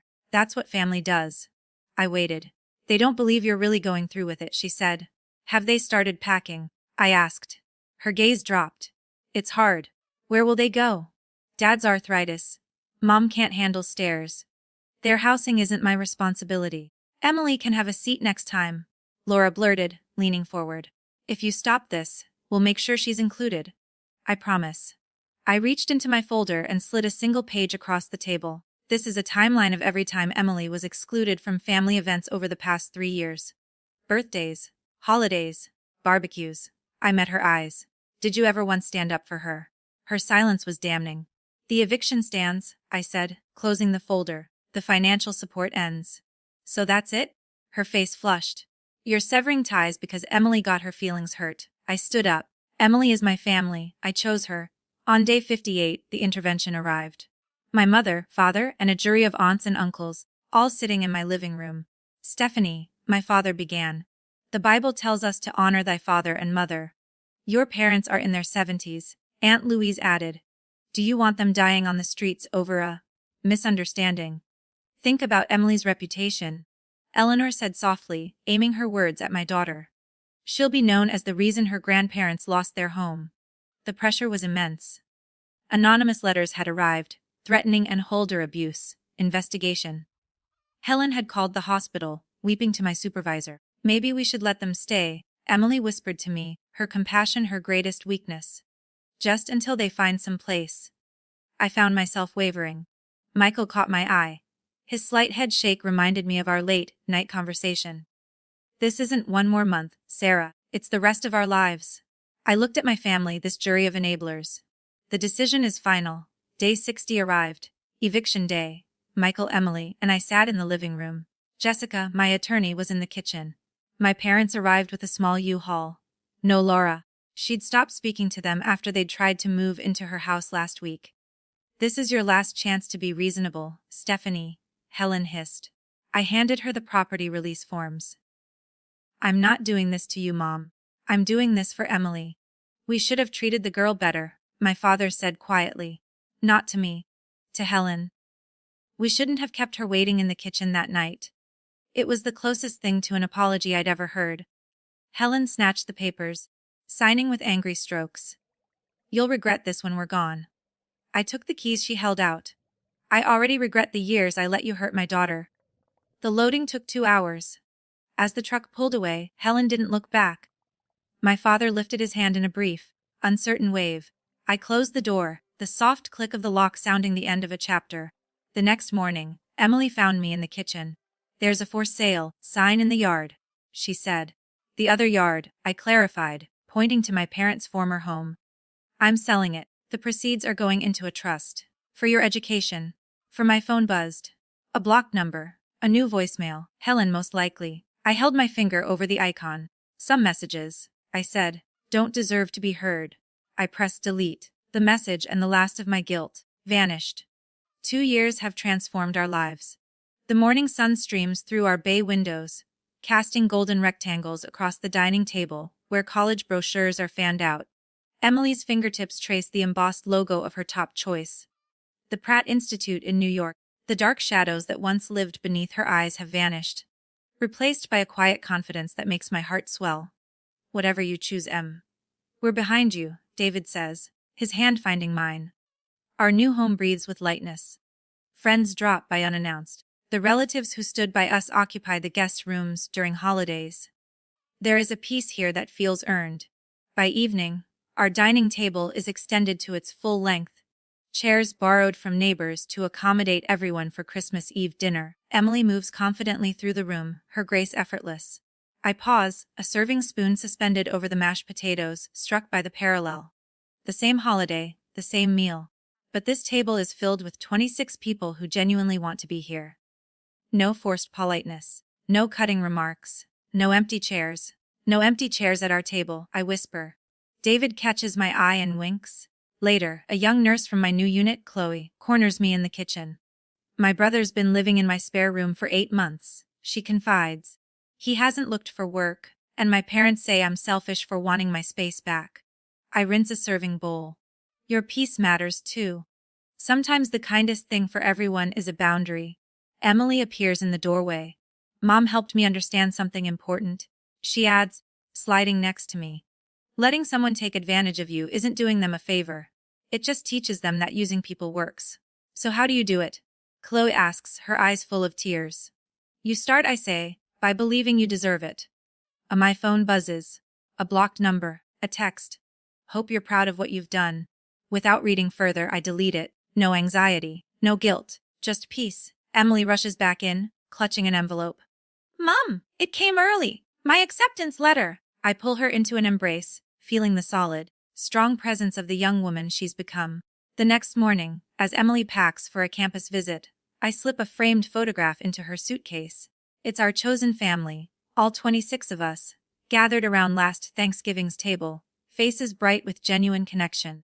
Remember who truly loves you, I whisper. Before she leaves, I make one final entry in the journal I've kept since that fateful Christmas.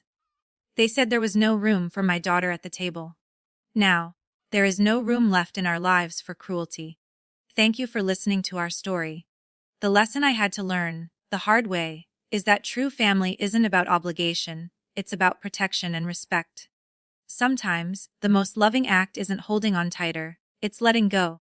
Have you ever been in a situation where you had to choose between your family of origin and the family you've built? What did you do? And what did you learn? Please share your own wisdom and stories in the comments section below. Your experience might be the one thing someone else needs to hear today. And if this story resonated with you, please click that like button, share this video, and subscribe to our channel for more stories that understand the complexities of family. Be sure to hit that notification bell so you never miss a new story. Mechanism that controls the release of energy, creating the I had been the escapement of the Vance Watch Company. I was Alara Vance, 49 years old, and the steady, quiet rhythm of my life was set by the ticking of the masterpieces we created in our small, historic workshop in Lancaster, Pennsylvania. This workshop was my grandfather's legacy. Alistair Vance wasn't just a businessman, he was a horological artist. His handcrafted timepieces were my father, Richard. But my father was a salesman, not a creator.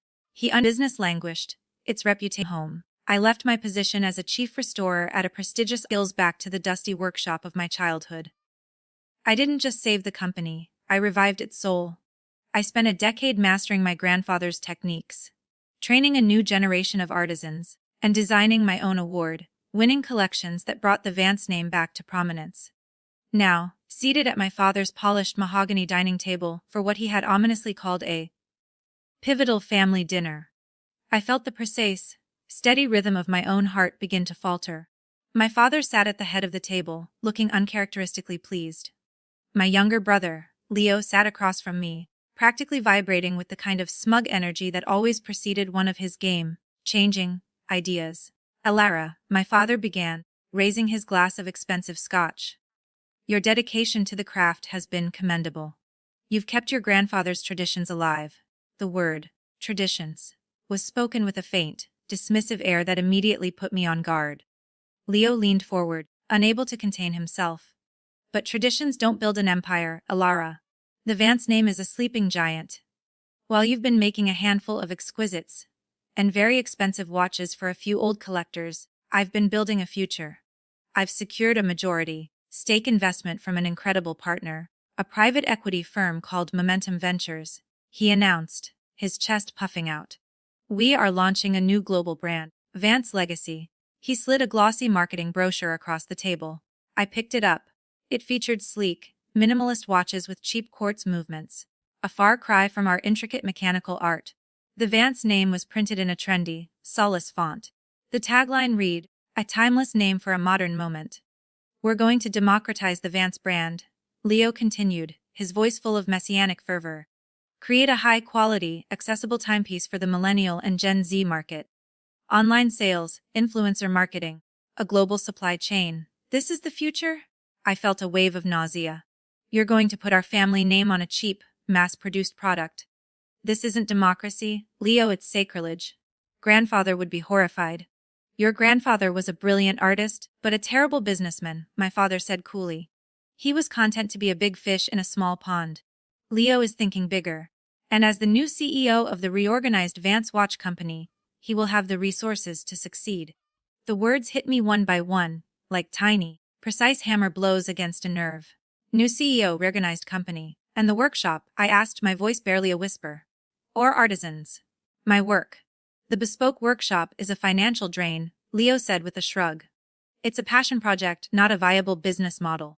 We'll be winding down operations over the next 6 months. The artisans will be given generous severance packages, of course. He looked at me, a flicker of what might have been pity in his eyes. And for you, Alara, we've created a new role. You will be the brand ambassador and head of archives.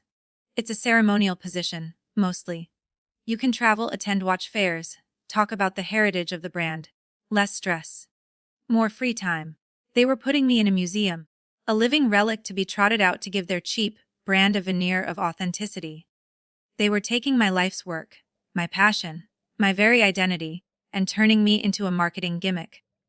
Have you ever had the soul of your work ripped out and replaced with a cheap imitation?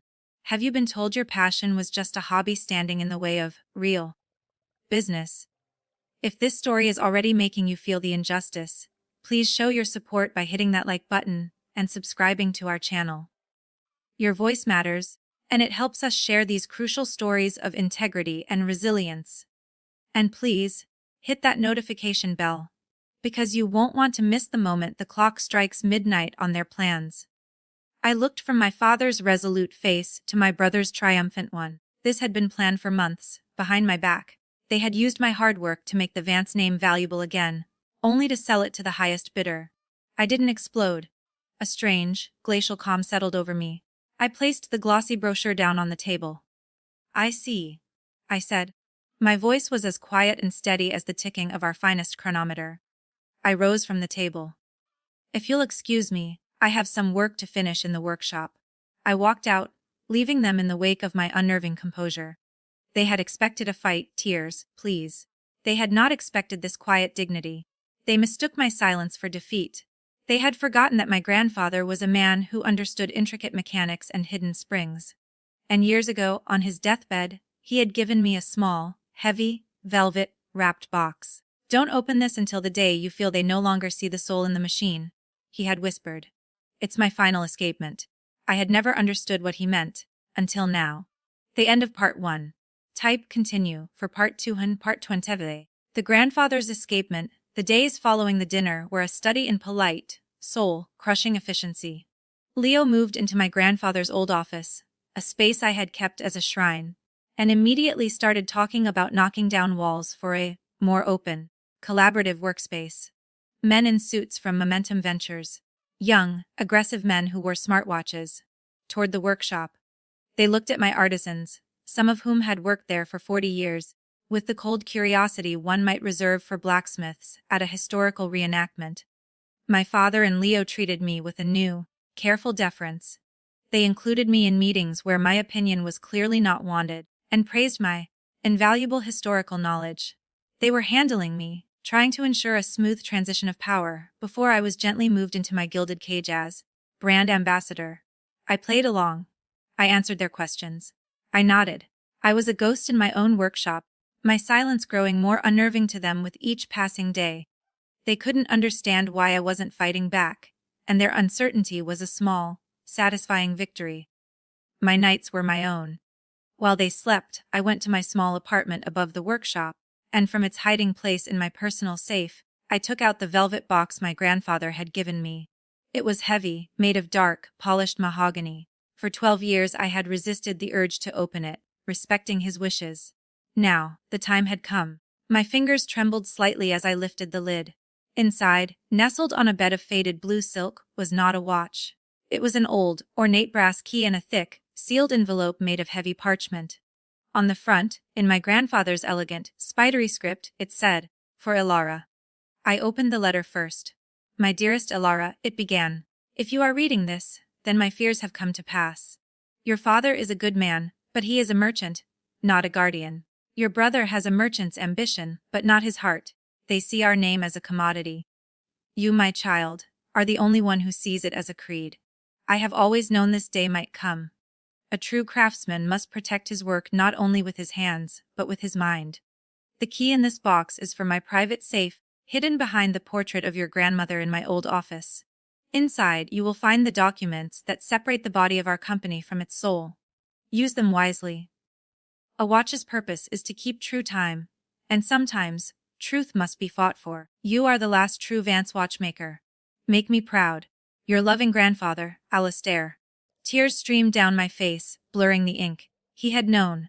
He had seen the fault lines in his own family and had prepared for this very moment. The next night, long after Leo and his new corporate cronies had left, I let myself into my grandfather's office. Leo had already started to change it, replacing the old leather chairs with sleek, modern ones.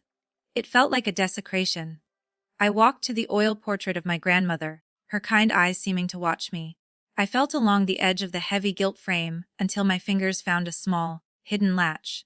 With a soft click, the portrait swung forward, revealing the dark steel door of a wall safe. The brass key slid into the lock and turned smoothly. Inside was a single, thick leather portfolio. The gold lettering on the front read, "The Vance Horological Trust." I took it back to my apartment and, with a pot of strong black coffee, I began to read. What my grandfather had done was an act of quiet, legal genius. Years before his death, as he saw the direction my father and brother were heading, he had performed a precise legal separation. He had created an irrevocable trust. The physical assets of the business, the workshop building, the machinery, the retail storefront, the existing inventory, remained the property of the Vance Watch Company LLC. However, he had legally transferred the most valuable assets of all into the trust.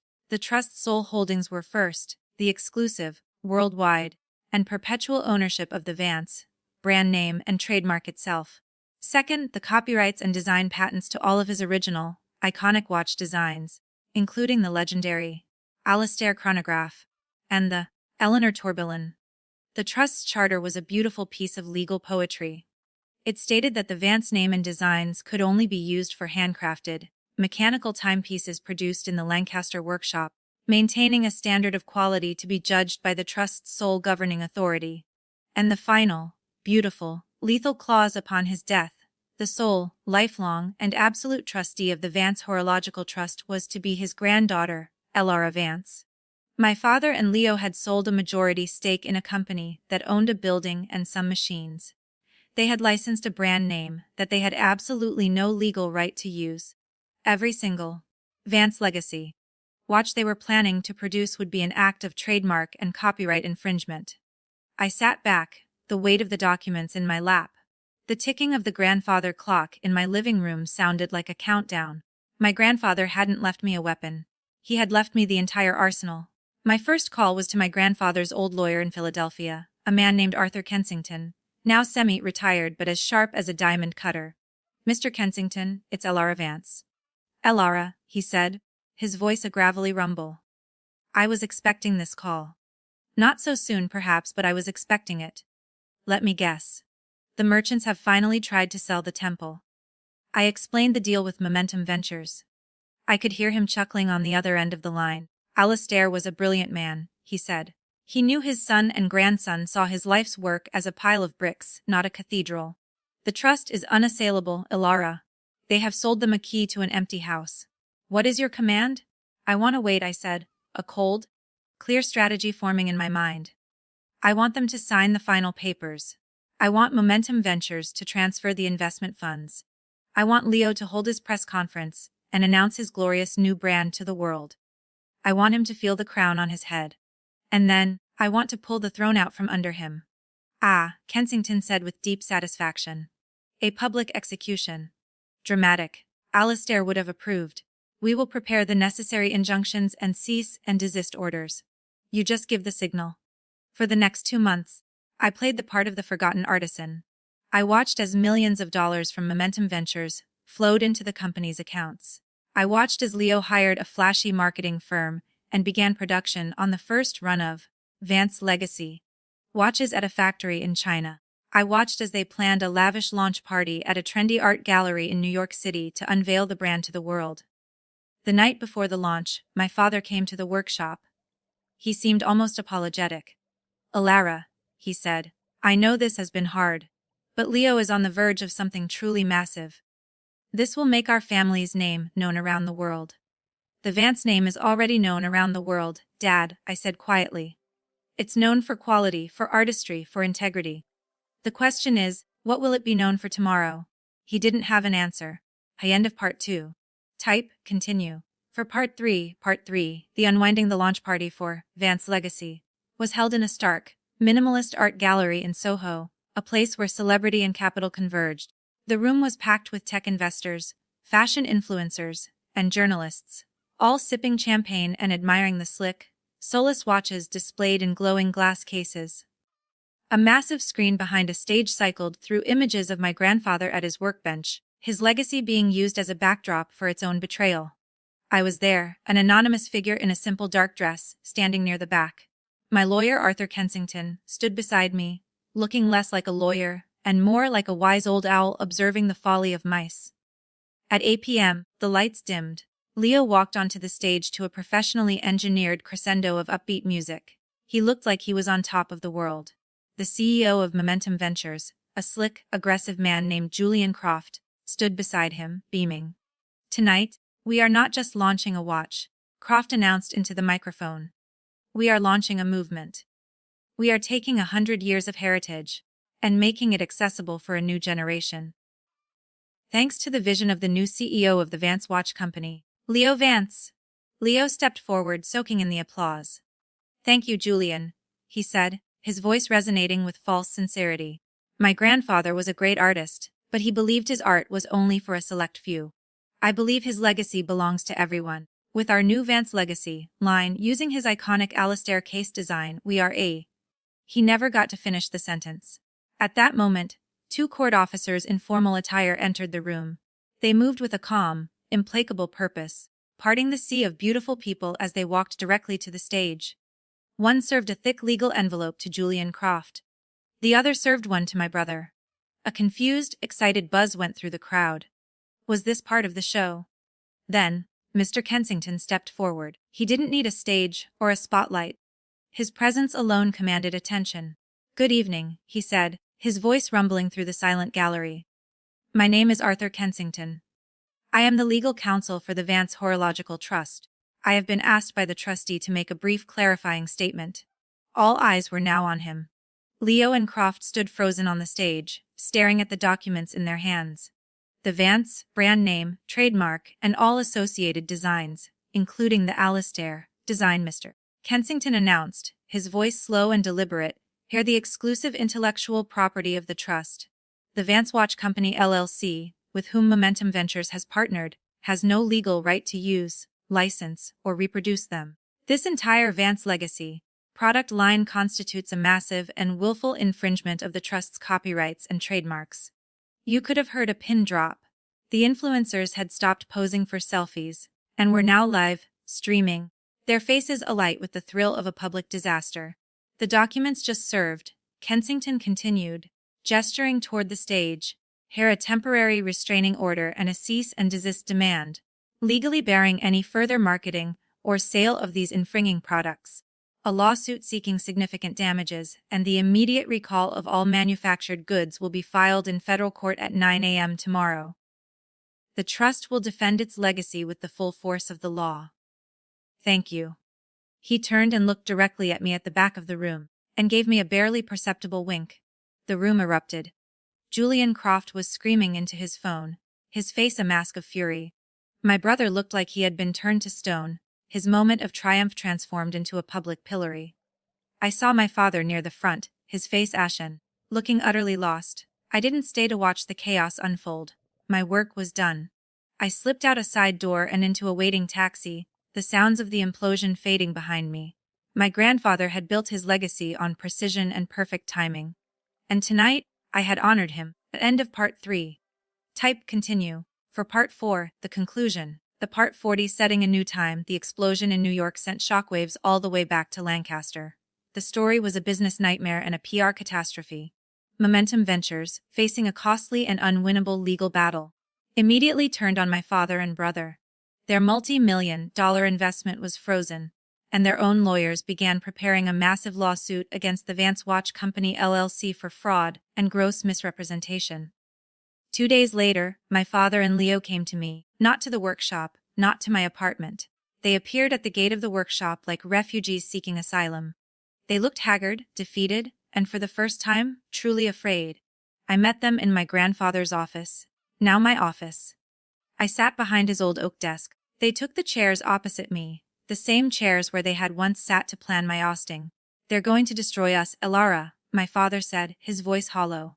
"The lawsuit from Momentum. They want their investment back, plus damages. We'll lose everything.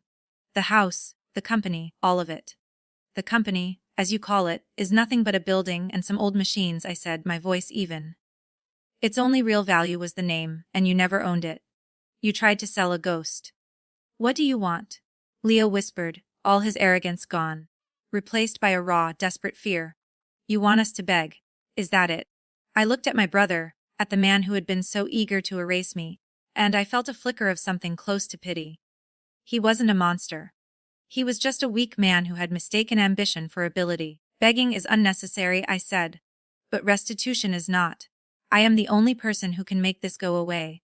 I, as the trustee, am the only one Momentum Ventures will negotiate with. I am willing to do that. But it will be on my terms. I pushed a document, drafted by Mr. Kensington, across the desk. This is a transfer of ownership agreement. You, Father, and you, Leo, will sign over your entire collective ownership of the Vance Watch Company LLC to me, for the sum of $1. In return, I will negotiate a settlement with Momentum Ventures. A settlement? How? My father asked. The trust will grant Momentum Ventures a one-time, limited license to sell off the existing inventory of the Vance Legacy watches they have already produced, I explained. They can sell them under a different, non-Vance brand name. It will allow them to recoup most of their initial production cost and avoid a total loss. In exchange, they will drop all lawsuits against you and the LLC. It's a clean break for everyone. They stared at me, comprehending the totality of my victory. I was not only taking the company, but I was also orchestrating the solution that would save them from ruin. And us? My father asked. You will retire, Father. The LLC, which I will now own, will provide you with a lifetime pension. You will live comfortably, but you will have no say, no role, no part in this business ever again. I turned to Leo. You will walk away. There is no job, no severance. The money Momentum Ventures invested is now their problem to solve. You will leave Lancaster and you will not use the Vance name in any future business venture. Your legacy is over. There was a long, heavy silence. Then, my father picked up the pen and signed. He had lost, and he knew it. Leo, after a moment of trembling hesitation, did the same. 1 year later, the workshop was more alive than ever. The sign outside no longer said, Vance Watch Company. It now read, Vance and Daughter, Bespoke Timepieces. The deal with Momentum Ventures went through as I had planned. The cheap watches vanished into the gray market, and the firm disappeared from our lives. The Vance Watch Company LLC, now my sole property, owned the building and the machines. And the Vance Horological Trust, also under my sole control, owned the brand and the designs. The body and soul were finally, and forever, united. I used the newfound stability to innovate in the way my grandfather would have. I launched a new line of women's mechanical watches based on my own designs, which were met with critical acclaim. And I started the Alistair Vance Apprenticeship Program, taking on 2 talented young watchmakers to ensure the craft would be passed down to another generation. My father lived his quiet life of retirement. We found a new, respectful distance. He would sometimes visit the workshop, not as a boss, but as a visitor, watching the artisans work with a look of quiet awe, as if seeing the magic in it for the first time. Leo, as far as I knew, was in California, trying to find his footing. I wished him no ill will, but our paths would never cross again. One evening, I sat at my grandfather's workbench, the same one he had used for 50 years. In my hands was a new movement I was designing, its tiny gears and springs gleaming under the lamplight. The workshop was quiet, filled with the steady, reassuring ticking of dozens of clocks and watches, all beating in their own perfect time. At our family dinner, they had tried to tell me my time was up. They didn't realize that they were merely cogs in a much grander design, a design laid out by a master watchmaker long ago. They had tried to steal a legacy, but a true legacy isn't something that can be stolen. It must be earned, understood, and protected. And now, the future of the Vance name was finally in the right hands. It was my time. If this story of precision, betrayal, and ultimate justice resonated with you, please hit the like button, share it with anyone who values true craftsmanship, and subscribe to our channel. Every life has its own intricate design, and every story of perseverance deserves to be told. What is the legacy you are working to protect? Let us know in the comments below. Your story is a valuable part of our collection. And please, don't forget to ring that notification bell, so you are always on time for our next story. Thank you for listening. My name is Maya Thompson, and I'm 35 years old. I'm staring at the polished brass handle on the oak door of my cafe, willing it to swing open. It's 9:20 a.m. Our grand opening was supposed to be at mocking 20 minutes, and not a single family member has arrived. My phone vibrates against the cool marble countertop. Another notification. I swipe the screen open, my heart doing a stupid little flip, hoping. But it's just more texts from friends, former colleagues, even my old college roommate. So proud of you, Maya! Can't wait to visit. You're finally doing it. None from my mother. None from my father. Nothing from my sister Olivia or my brother Nathan. With a knot tightening in my throat, I open our family group chat. The most recent message sits like a boulder on my chest. It was posted last night. It's a photo of Mom and Dad, flanking Nathan at a glittering awards ceremony. His perfect, white smile beams beneath a banner reading, "Excellence in Private Equity." My mother's caption, "So incredibly proud of our son, Nathan, tonight, Man of the Year." My stomach drops, that familiar feeling of missing a step on a dark staircase. I blink hard, fighting the sting behind my eyes as the reality settles in. On the most important day of my new life, they didn't just forget. They chose. They're celebrating him instead. I set the phone face down on the counter, my hands trembling slightly. The cafe, my cafe, stands ready. The gleaming espresso machine, which cost me a third of my savings. The display cases filled with pastries I've spent the last 3 days perfecting. The hand-painted signs on the exposed brick walls. The cushioned window seats I sewed myself. Everything I've dreamed of since I was a little girl. Drawing pictures of Maya's Bakery with rainbow crayons. I had imagined a place where everyone felt at home, where the aroma of fresh bread and coffee wrapped around you like a warm blanket. In that childhood dream, my parents were always sitting at the best table, telling everyone who would listen, "Our daughter. She built all this." Instead, I stand here, completely alone. The memory of the last 4 years floods back. The endless double shifts, waitressing mornings at a diner in the North End, my apron perpetually smelling of fried eggs and coffee. Bartending nights at the Copley Plaza, serving 25 cocktails to men who looked just like my brother, my feet aching so badly I'd cry in the shower. 4 years of sore feet, aching backs, and a social life that evaporated. 4 years of watching my savings account climb, dollar by painful dollar, until I had gathered 92,000. All mine. Every cent earned through sweat and exhaustion. All while Nathan attended Harvard Business School, on our parents' dime. His Back Bay condo, graduation present. His future, not just secured, but gift-wrapped. "It's cute that you're interested in cooking, honey," Mom had said when I pitched my business plan. "But it's a hobby, not a career. It's not practical. Not like Nathan's degree." I run my fingertips along the exposed brick wall. The wall I stripped and refinished myself, my hands raw and bleeding, after finding this perfect, neglected storefront in the South End. 3 months of brutal renovation. Painting until midnight, installing fixtures before dawn, learning how to fix a leaking pipe from a YouTube video at 3 a.m., sitting on the floor covered in plaster dust and tears, while my family called to ask when I was going to get serious about my future. For the past week, I've risen at 4 a.m. to bake, working until 9 p.m. to ensure everything would be perfect today. Perfect for the family that didn't show up. Maybe if this succeeds, they'll finally see me, I whisper to the empty cafe. The words hang in the air, pathetic and familiar. How many times have I chased their approval? How many times have I shrunk myself to fit their expectations? The memory of that acceptance letter to the Rhode Island School of Design burns in my mind. The one I declined, because Dad said, "Artists starve," and Mom worried what the neighbors would think. It was the first of many dreams sacrificed on the altar of family approval. Years of swallowing my words when Nathan interrupted me at dinner. Years of accepting Olivia's backhanded compliments about my quirky ideas. Years of making myself smaller to avoid being labeled difficult or dramatic. Years of waiting for a validation that never came. My phone buzzes again. It's Dad. My jaw clenches. A text message.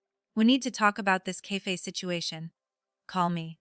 My fingers hover over the keyboard. The old Maya would apologize. The old Maya would ask what she'd done wrong, would beg for his guidance. But something stops me. Maybe it's the sight of my own logo, the copper pot, beautifully lettered on the front window. Maybe it's the memory of signing the 10-year lease, my hand shaking so hard I could barely form my name. Whatever it is, I type back. The cafe is fine, Dad. Thanks. Grand opening today. 3 dots appear as my sister, Olivia, starts typing. A moment later, a single, perfectly chosen emoji appears, a yellow heart. Her trademark passive-aggressive response. It means, that's nice, but I don't approve, and I don't want to get into it. I close the chat and slide the phone into my apron pocket. A sharp knock on the window makes me jump. I look up. An older woman is peering in, smiling. Behind her, a line has formed. Not a huge line, but a real one. 6, maybe 7 people, bundled in scarves, waiting in the cold for my cafe to open. I smooth my apron, plaster on a smile, and walk to the door. I turn the heavy brass lock. Welcome to the Copper Pot, I say, holding the door wide as they stream in, oohing and ahing over the display case. Oh, my goodness, look at those scones! Did you make all these yourself? The atmosphere in here is just perfect. The praise washes over me as I pour coffees and box up pastries, basking in the genuine appreciation of strangers while my family's absence echoes in the background. Everything okay, boss? Chloe, my 19-year-old barista, asks during a brief lull. She catches me staring at my phone again, checking for messages that still aren't there. I tuck the phone away and straighten my shoulders. Just family stuff. I nod toward the bustling cafe, where every table is now full. Customers are chatting, laughing, lounging in the window seats, exactly as I'd imagined. This, I say, more to myself than to her. This is what matters now.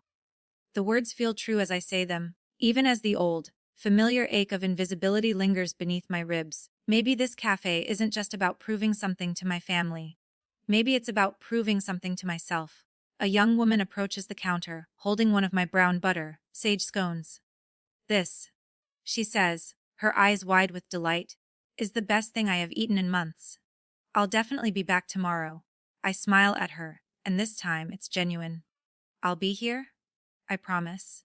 Every day. Before we get to what happened when my family finally did decide to show up, I wanted to ask you something. If you've ever felt like the underdog in your own family, or if you believe in the power of hard work and chasing a dream, no matter your age, I'd be so grateful if you'd take a moment to click that like button and subscribe to the channel. Your support means more than you know. Now, back to the story. On Sunday, 3 weeks later, the familiar scent of my mother's expensive potpourri hits me as I step through the front door of my childhood home in Chestnut Hill. My stomach tightens, the way it always does before these family talks. I'm not fooled by the invitation to Sunday dinner. The text message from Dad made it clear this was about discussing your business venture. There she is. Nathan's voice booms from the living room. My brother, 32, lounges in Dad's leather armchair, one ankle crossed over his knee, his designer watch glinting as he raises his whiskey in a mock salute. How's life in the cupcake world, Maya? I force a smile, ignoring the diminutive description of my cafe. The Copper Pot is doing well. Actually, we had lines out the door all weekend. That's nice, dear. Mom emerges from the kitchen, wiping her hands on a perfectly clean apron. Her smile doesn't quite reach her eyes. Your father wants to talk to you in his study before dinner. Of course he does. The study is where serious family business happens. It's where Nathan received praise for his Harvard acceptance. It's where Olivia announced she'd made partner at her law firm. It's never been a place where I've received anything but concern and correction. Dad sits behind his mahogany desk, reading glasses perched on his nose. A copy of Forbes magazine on his blotter is folded open to a specific article, which he slides toward me without looking up. 80% of new restaurants fail within 5 years. I read aloud, my voice flat. Arthur, Mom says softly from the doorway. Let's at least let her eat something first. This can't wait, Margaret. Dad removes his glasses, fixing me with the stern gaze that once made me confess to everything. Your mother and I have been discussing your situation. My situation? Heat creeps up my neck. You mean my business? The one that's been open for 3 weeks and is already exceeding projections. Projections you made, Olivia chimes in. My sister, 38, leans against the doorframe beside Mom. She's the spitting image of our mother, but with Dad's unflinching certainty. Projections without any real, world business experience. I did market research, I counter. I took business classes at the community college. Community college. Nathan snorts, appearing behind Olivia with a fresh drink. That's adorable. You're creative, honey, Mom says, her tone softer but no less patronizing. That's a wonderful gift. But you're not practical. You never have been. You've invested your entire life savings into this venture, Dad continues, tapping the Forbes article. Without consulting anyone who actually understands finance. I consulted plenty of people, I protest. Professional bakers, other cafe owners, other dreamers, Dad dismisses with a wave. Not financial advisors. Not business strategists. Which is why we have a proposal. Nathan steps forward, setting his glass down on Dad's desk. I'll oversee the financials. I have experience turning around failing businesses. A failing. My voice cracks. The copper pot isn't failing. Not yet, Olivia mutters, examining her manicure. As a consultant, I normally charge 6 figures for this service, Nathan continues, as if I hadn't spoken. But as family, I'm offering to help. Pro bono. All you need to do is add me to your business accounts so I can monitor cash flow and make the necessary adjustments. The room seems to shrink around me. You want access to my business accounts. The very thought makes my hands go cold. The 92,000. The 4 years of double shifts. The sore feet. The nights I cried in the shower from exhaustion. And they want me to just hand control over to Nathan. It's for your own good, Maya, Mom says, reaching for my hand. I pull it away. We're just trying to help, Dad says, his tone hardening. Before you lose everything. The unspoken threat hangs in the air. Cooperate, or face our disappointment. Cooperate, or you are on your own. The invisible strings they've always attached to their love tighten around my throat. When this collapses, Dad continues, leaning back in his chair. Don't say we didn't try to warn you. When. Not if. The certainty in his voice should crush me. Instead, something quiet shifts inside my chest. A tiny, cold click. Like a lock turning. I've seen this scene before. Their concern, masquerading as support, all while they position Nathan as my savior. I've played my part in this drama too many times, nodding gratefully. Shrinking, accepting their guidance. Which was really just control. But looking at them now. Dad's stern disapproval, Mom's worried resignation, Olivia's smug superiority, and Nathan's confident, predatory smile, I realize something profound. They have never, not once, actually believed in me. Their help has always been about managing my failure, never about supporting my success. I don't need to argue. I don't need to defend my business plan, or my spreadsheets, or the growing customer base that returns day after day. Words won't change their minds. Only proof will. Thank you for your concern, I say finally. My voice is steadier than I expected. I'll think about it. The surprise on their faces is almost comical. They expected tears or anger or immediate, grateful capitulation. They didn't expect this calm consideration. That's all we ask, dear, Mom says quickly, relief softening her features. Now, dinner is getting cold. As we move to the dining room, my phone vibrates in my pocket. A text from Chloe, my barista. How's the family ambush going? Need an emergency call to escape. A small smile tugs at my lips as I type back. Not yet. But thanks. Another message appears. It's from Mr. Henderson, the elderly man who runs the antique shop 2 doors down. Maya, that last customer just raved about your scones. I'm thinking we could do a high tea, an antiques event together. Thoughts? Behind his message is one from the barbershop owner across the street, suggesting a cross-promotion. And below that, an email notification. The Boston Globe. Food section. Request for interview. I slide my phone back into my pocket as Nathan regales the table with stories of his latest consulting triumph. Under the table, my fingers unclench. I don't need my family's validation to succeed. I just need to prove them wrong. 4 days later, the phone rings for the 3rd time this week, right on schedule. Dad's name flashes across my screen as I slide trays of sourdough into the oven. The copper pot, this is Maya. I answer professionally, balancing the phone between my ear and shoulder. Maya, just checking in, Dad says, his tone casual but his purpose transparent. Wanted to see how things are going with the situation. I brush flour from my hands. Business is great, actually. We just pulled in our highest weekend numbers yet. That's nice.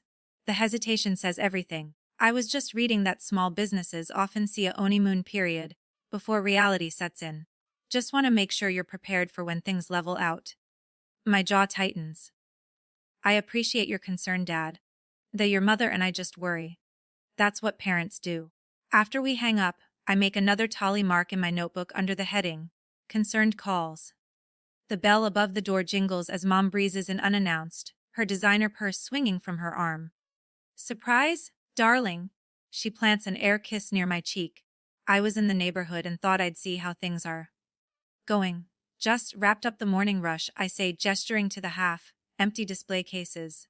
As you can see, we sold out of most pastries before 11. That's. She peers around, a manicured fingertip tracing invisible dust on a countertop. Have you considered hiring more help? You look tired. Before I can respond, my phone buzzes with a text from Nathan. Interesting article on why independent cafes are struggling to compete with corporate chains. Thought it might help you pivot before it's too late. A link is attached. Moments later, Olivia's message follows. Just saw a Starbucks franchise opportunity downtown. Much more stable income than going solo. Want me to grab you a brochure? I slide the phone into my pocket without responding. I focus instead on the notebook in front of me. Each page contains meticulously documented sales figures, customer counts, and positive online reviews. The numbers don't lie. We are growing, steadily, each week. I'm not just surviving, I'm building. I build partnerships. Mr. Henderson and I launch our High Tea and Antiques event. It sells out in an hour. The local bookstore offers a discount to anyone with a copper pot receipt, and we return the favor. The vintage clothing boutique down the street displays my pastries during their weekend fashion shows. I invest in myself. I hire a professional food photographer. Our Instagram account, once a simple hobby, triples its follower count. Each image showcases not just the food, but the feeling of the copper pot, the hand-painted mugs, the reclaimed wood tables, the window seats where regulars settle in with books for hours. The community tasting day flyers sit ready by the register, announcing this weekend's event. The local food blogger who promised to attend has 50,000 followers. Friday morning brings the usual rush of commuters, the line stretching out the door. I'm balancing 3 drink orders when I spot Nathan striding through the entrance, his tailored suit a stark contrast to the casual, artsy customers. Busy morning. He raises an eyebrow, assessing the crowd. The usual, I say, handing a lat to a regular who smiles gratefully. Nathan settles at the counter, popping open his briefcase. Thought I'd stop by and finally look at your books while you handle this. Give you some professional insight. The cafe hums with conversation. 3 college students are debating philosophy in the corner. A writer types furiously on her laptop. An elderly couple shares a scone, holding hands across the table. I'm handling my finances just fine. Nathan, I say, my voice steady despite the flash of white-hot irritation. Come on, Maya. He lowers his voice, leaning in. We both know hobby businesses like this need proper oversight. Let me help before you get in over your head. The words hit their target with surgical precision. Hobby business. I set down the steel pitcher I'm holding and look him directly in the eye. This isn't a hobby, Nathan. It's a business, my business. And right now, I have paying customers to serve. I gesture toward the door. His expression hardens as he recognizes the dismissal. He snaps his briefcase shut and leaves without another word. The bell jingles his exit. Everything okay? Chloe approaches, concern in her eyes. Just family being family. I straighten my shoulders and return to the espresso machine. She squeezes my arm. For what it's worth, I'd choose your coffee over any chain in this city. We all would. She nods toward the regulars, who have been watching the entire exchange. Saturday brings the excitement I was hoping for. A woman in a pressed blazer enters during the mid-morning lull, notebook in hand. Maya Thompson, she asks. She extends a business card. Vanessa Walker, the Boston Globe. I'm writing a feature on independent businesses that are thriving despite corporate competition. Your name keeps coming up. I blink in surprise. My cafe. The cozy cafe that's outselling the chains downtown. That's my working title, she smiles. Your sales figures compared to the Starbucks 3 blocks down are, well, they're impressive. Mind if I ask you some questions? The interview lasts an hour. Vanessa photographs the space, the pastries, and me behind the counter.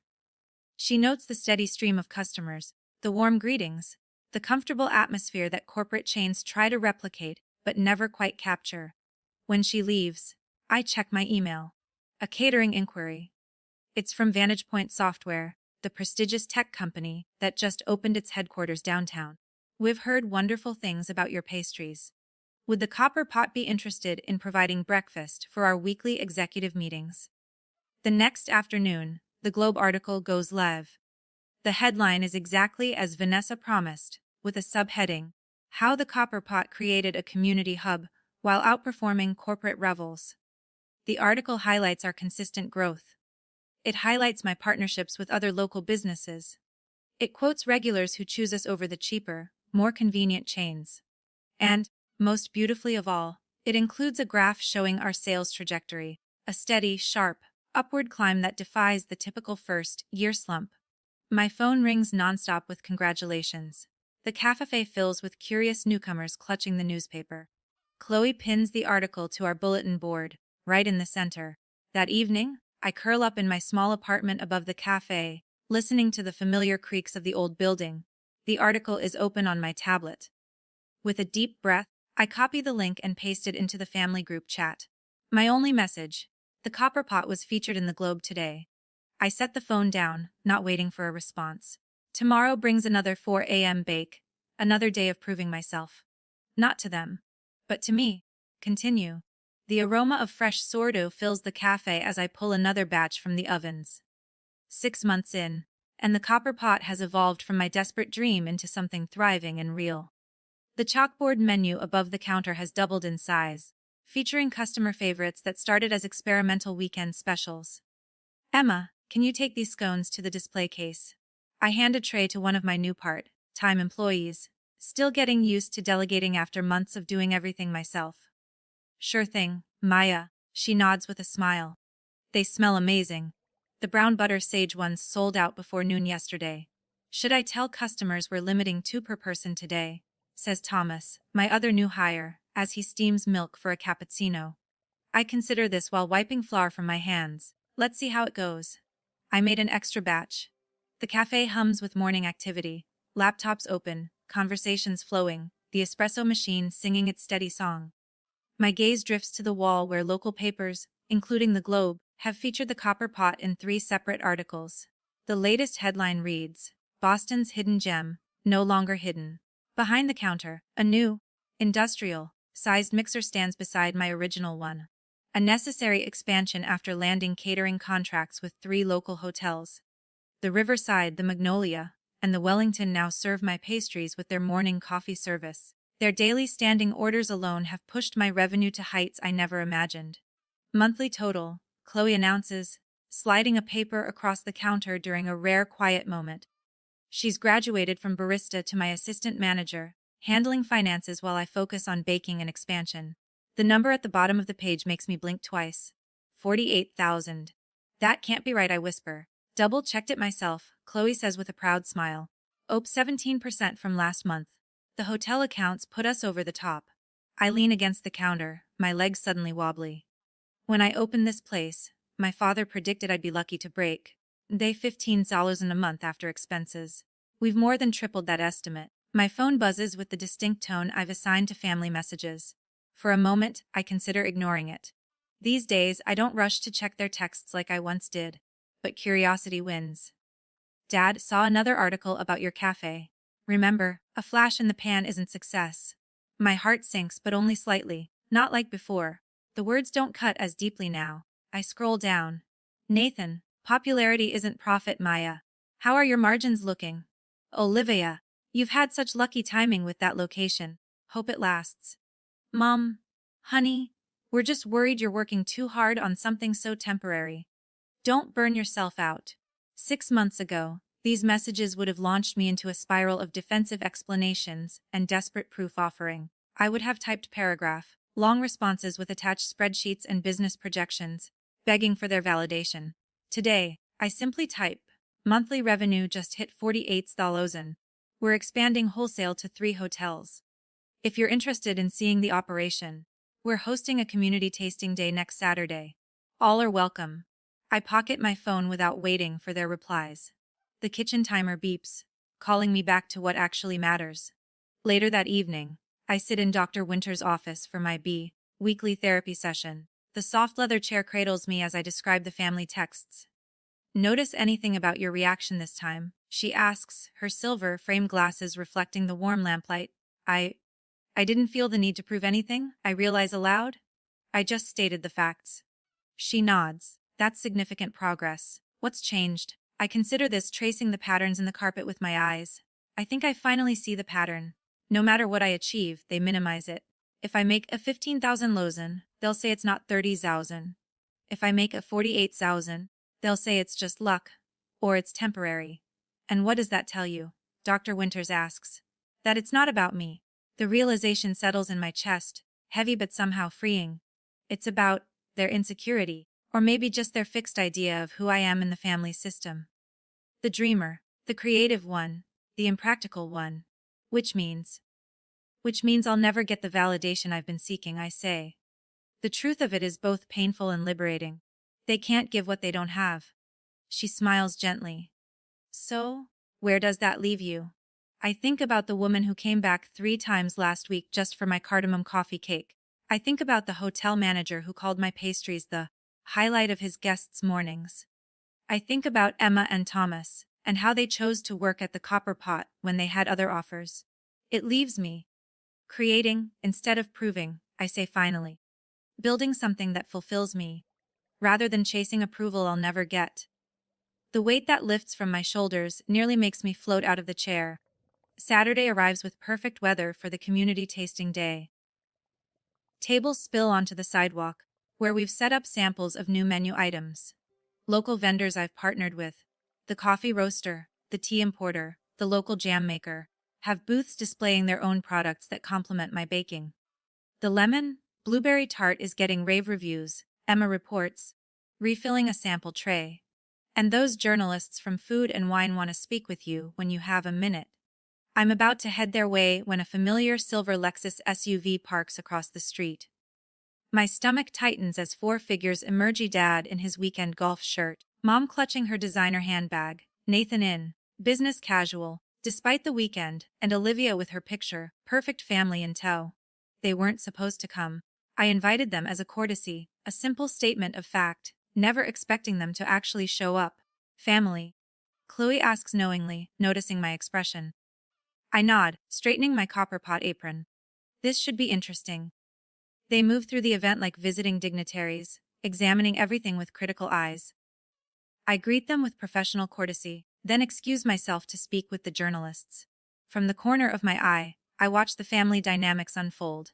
Dad picks up one of my signature croissants, breaking it apart. The lamination could be more consistent. He announces, loud enough for nearby customers to hear. Maya always rushes the folding process. A mom brushes imaginary crumbs from a perfectly clean table. The tables are a bit close together, don't you think? It feels cramped. Olivia rearranges the sample display. These would look much better grouped by color rather than by flavor. She tells Thomas, who glances at me with confusion. But it's Nathan who truly oversteps. I finish my interview to find him deep in conversation with the journalists from Food and Wine. He has one hand casually propped on my counter, as if he owns the place. As I was telling my sister when she was first developing the business model, he's saying, his voice smooth and authoritative, artisanal quality at this scale requires systematic efficiency. I helped her implement some of those systems. The journalist nods, scribbling notes. I step forward, my temperature rising. Before I can speak, my father joins them. The initial investment was substantial, of course, he tells the reporter with a knowing, paternal nod. Sometimes these creative types need a little financial backing from the family to get started. The lie. It hangs in the air between us, suffocating. Every penny. The 92,000. My sweat, my sleepless nights, my sacrifice. For a brief, terrible moment, the old Maya resurfaces. The one who is desperate for approval. The one who is terrified to correct her family. The one who is willing to shrink herself to keep the peace. But then I look around. I look at what I've built. I look at the community of people enjoying my food. I look at the employees who depend on me. I step forward not with anger, not with defensiveness, but with a quiet, cold certainty. Excuse me, I say, stepping right between Nathan and the reporter. The journalist turns to me, her expression expectant. And in that moment, I realize I don't need to fight. I don't need to defend. My success speaks for itself. Thank you all for coming, I say to my family. My voice clear and loud enough for the reporters to hear. It means so much that you could finally come and see what I've built, completely from scratch. The emphasis isn't lost on anyone. Dad's expression tightens. Nathan shifts uncomfortably. Mom suddenly finds her purse fascinating. But for the first time in my life, their discomfort isn't my problem to fix. I turn to the journalists with a bright, professional smile. Now, you were asking about our expansion plans. As I lead the reporters away, I feel something settle deep within me. It's not triumph. It's not vindication. It's something quieter and much more lasting. It's freedom. A week later, the text message arrives. Family dinner tonight. We need to discuss the cafe's future. It's from my father. I sit at my parents' mahogany dining table, the same table where my business ideas were once dismissed as cute hobbies. My mother serves her signature pot roast while my father clears his throat. Maya, he begins, using his boardroom voice. Your mother and I have been talking. Now that the cafe has proven viable, I'd like to officially invest. I take a small bite of roast, giving myself time. Invest? That's unexpected. I've drawn up plans for expansion, he says, leaning forward. We could turn the copper pot into a franchise. Nathan could handle the business side, of course. And Nathan nods, already reaching for his portfolio. I've outlined a 5-year growth strategy. You'd need minimal capital if we leverage your current assets correctly. And I could professionalize your social media, Olivia chimes in, scrolling through her phone. Your current aesthetic is charming, but it lacks brand cohesion. My mother places her hand over mine. Think about it, sweetie. A real family business. Wouldn't that be wonderful? All of us, working together. The pressure builds around me like rising water. This is the coordinated approach. They're coming at me from all sides, offering me the one thing I always craved, their approval. But it's a Trojan horse, and inside it's full of control. Success shouldn't come at the cost of family unity, Maya, my father says, his voice stern. Going solo when you could have family backing seems selfish, Olivia finishes for him. The implied threat hangs in the air. Refuse our partnership, lose our love. I've spent my entire life fearing this exact moment. For a second, I consider giving in. It would be so easy. But something stops me. Maybe it's the memory of the dawn light filtering through my cafe windows. Maybe it's the weight of the keys in my pocket. Keys to something I built entirely, painfully myself. Thank you for the offer, I say, my voice steady. But I have to decline. My father's eyebrows shoot up. Maya, be reasonable. I built this without your help. I built this without your belief, I continue, the words I've rehearsed in my mind for years finally finding air. And I'm going to continue that way. I reach into my bag and pull out a folder. I've just signed an exclusive contract with Blackbird Roasters. I say, sliding the contract across the table. They won the Regional Barista Championship 3 years running. They're supplying me at premium rates because they believe in what I'm building. Olivia's mouth opens slightly. These, I say, pulling out another document, are my quarterly financials. I'm exceeding projections by 32%. My father's fingers twitch toward the papers. And this, I say, placing a final document on the table, is the signed lease for my second location, in Cambridge, near the university. Silence. A thick, heavy blanket of it. For the first time in my 35 years, I have rendered my entire family speechless. The glossy pages of Food and Wine magazine are spread across my desk 1 year later. My cafes, are featured in a 4-page spread. The copper pot Boston's hidden gem shines bright. I trace my fingers over the photos. The window seats. The display cases. My signature brown butter, sage scones. Boss. Trevor, my new general manager, knocks on my office door. The corporate order for Vantage Point is ready, and the Hendersons confirmed their wedding tasting for tomorrow. Thanks, Trevor, I smile. He's one of 12 employees who've helped transform my dream into something greater than I ever imagined. 1 year. 1 year since I stood alone in this space, wondering if anyone would come. Now, we're juggling 2 locations, a booming catering division, monthly baking workshops that sell out in minutes, and a line of packaged goods stocked in specialty stores throughout New England. My family confirmed they're coming to the anniversary party tonight. I nod, my stomach no longer dropping at the thought. They are just guests. Their presence is welcome, but it's no longer necessary. Later that night, the party is in full swing. Rachel, my first ever hire, taps a glass for a toast. To Maya, She says. The woman who never gave up on her dream. The room erupts in applause. I scan the faces, my loyal customers, my staff, Mr. Henderson, and my family standing near the back. Later, Nathan appears in my office doorway. Knock, knock, he says, looking awkward. I've been thinking about starting my own consulting firm. Going solo. I was wondering if you'd have time to look at my business plan. The irony isn't lost on me. My brother, the golden child with the Harvard MBA, asking me for business advice. After everyone leaves, I lock the door and stand alone in the darkened cafe. My gaze drifts to two framed items on the wall, side by side. My first dollar earned. And the Boston Globe article that declared me a success. They called it a hobby. Now it's my life. But more importantly, it was always my passion, whether they saw it or not. I've finally learned that external validation was never the true goal. Success isn't about proving others wrong. It's about proving yourself right. Thank you for listening to my story. Have you ever pursued a dream that others dismissed as impractical? What would you tell someone whose passion isn't being taken seriously by the people closest to them? Please share your thoughts and your own stories in the comments section below. Your wisdom might be exactly what someone else needs to hear today. And if this story resonated with you, please show your support by clicking the like button, sharing this video, and subscribing to the channel. Supposed to be my father's lawyer had just finished his hollow speech, and the last shovels of cold, wet Detroit dirt were hitting the polished wood of my father's casket. I stood there, my hand gripping a black umbrella, so tightly my knuckles were white, watching them bury him in the Anderson family plot. Everyone was murmuring their condolences, stepping carefully on the wet grass, their faces a mix of pity and morbid curiosity, but the one face that should have been there, the one I needed to see, was nowhere in sight. My mother, Evelyn. She hadn't even called. She'd sent a text message an hour before the service. A text. It read, "Claire, finalizing the Miami expansion. This is critical. You'll have to manage the interment. We'll speak soon. No, I love you.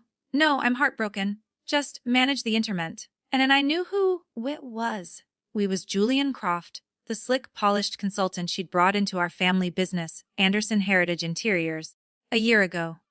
The man she'd been parading around as her business partner. The man my father, Bob, had despised. As the small crowd of relatives thinned out under that oppressive gray rain, my phone stayed silent. I drove back to my downtown loft, the one overlooking the skeleton of the old auto plants, my hands shaking on the steering wheel. I felt hollowed out, empty. That's when I made the mistake of opening social media. And there she was. My mother. Evelyn. Her arm was wrapped around Julian's waist on a sun-drenched beach in Miami. They were clinking champagne glasses, grinning at the camera.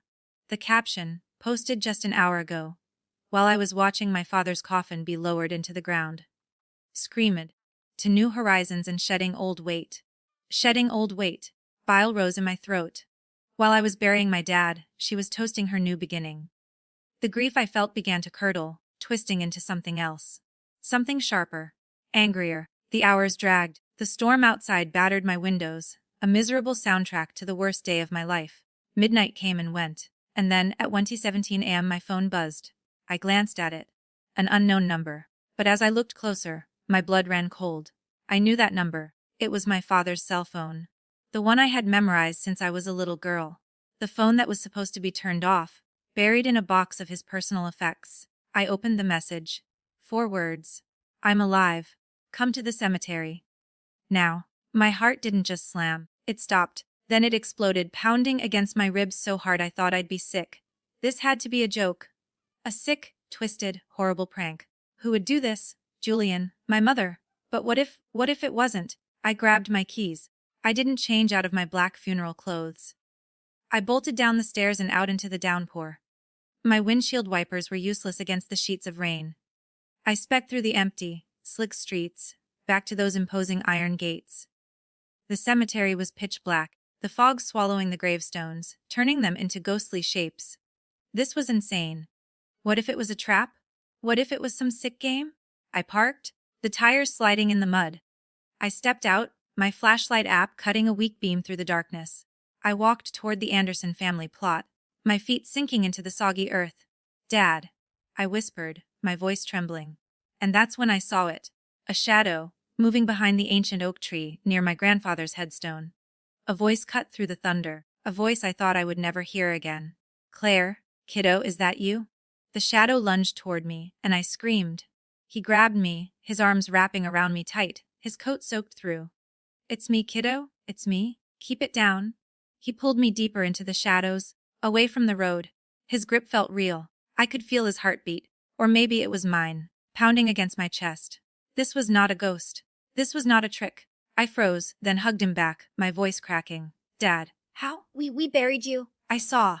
"You saw a box, Claire?" he whispered, his eyes darting toward the gates. "We can't talk here. We have to go. Now." We stumbled through the mud to his old, beat-up sedan, a car I hadn't seen in years. He'd hidden it behind the caretaker's shed. The engine coughed to life, and we peeled out onto the empty streets, my mind racing back to that morning. The call that had shattered everything.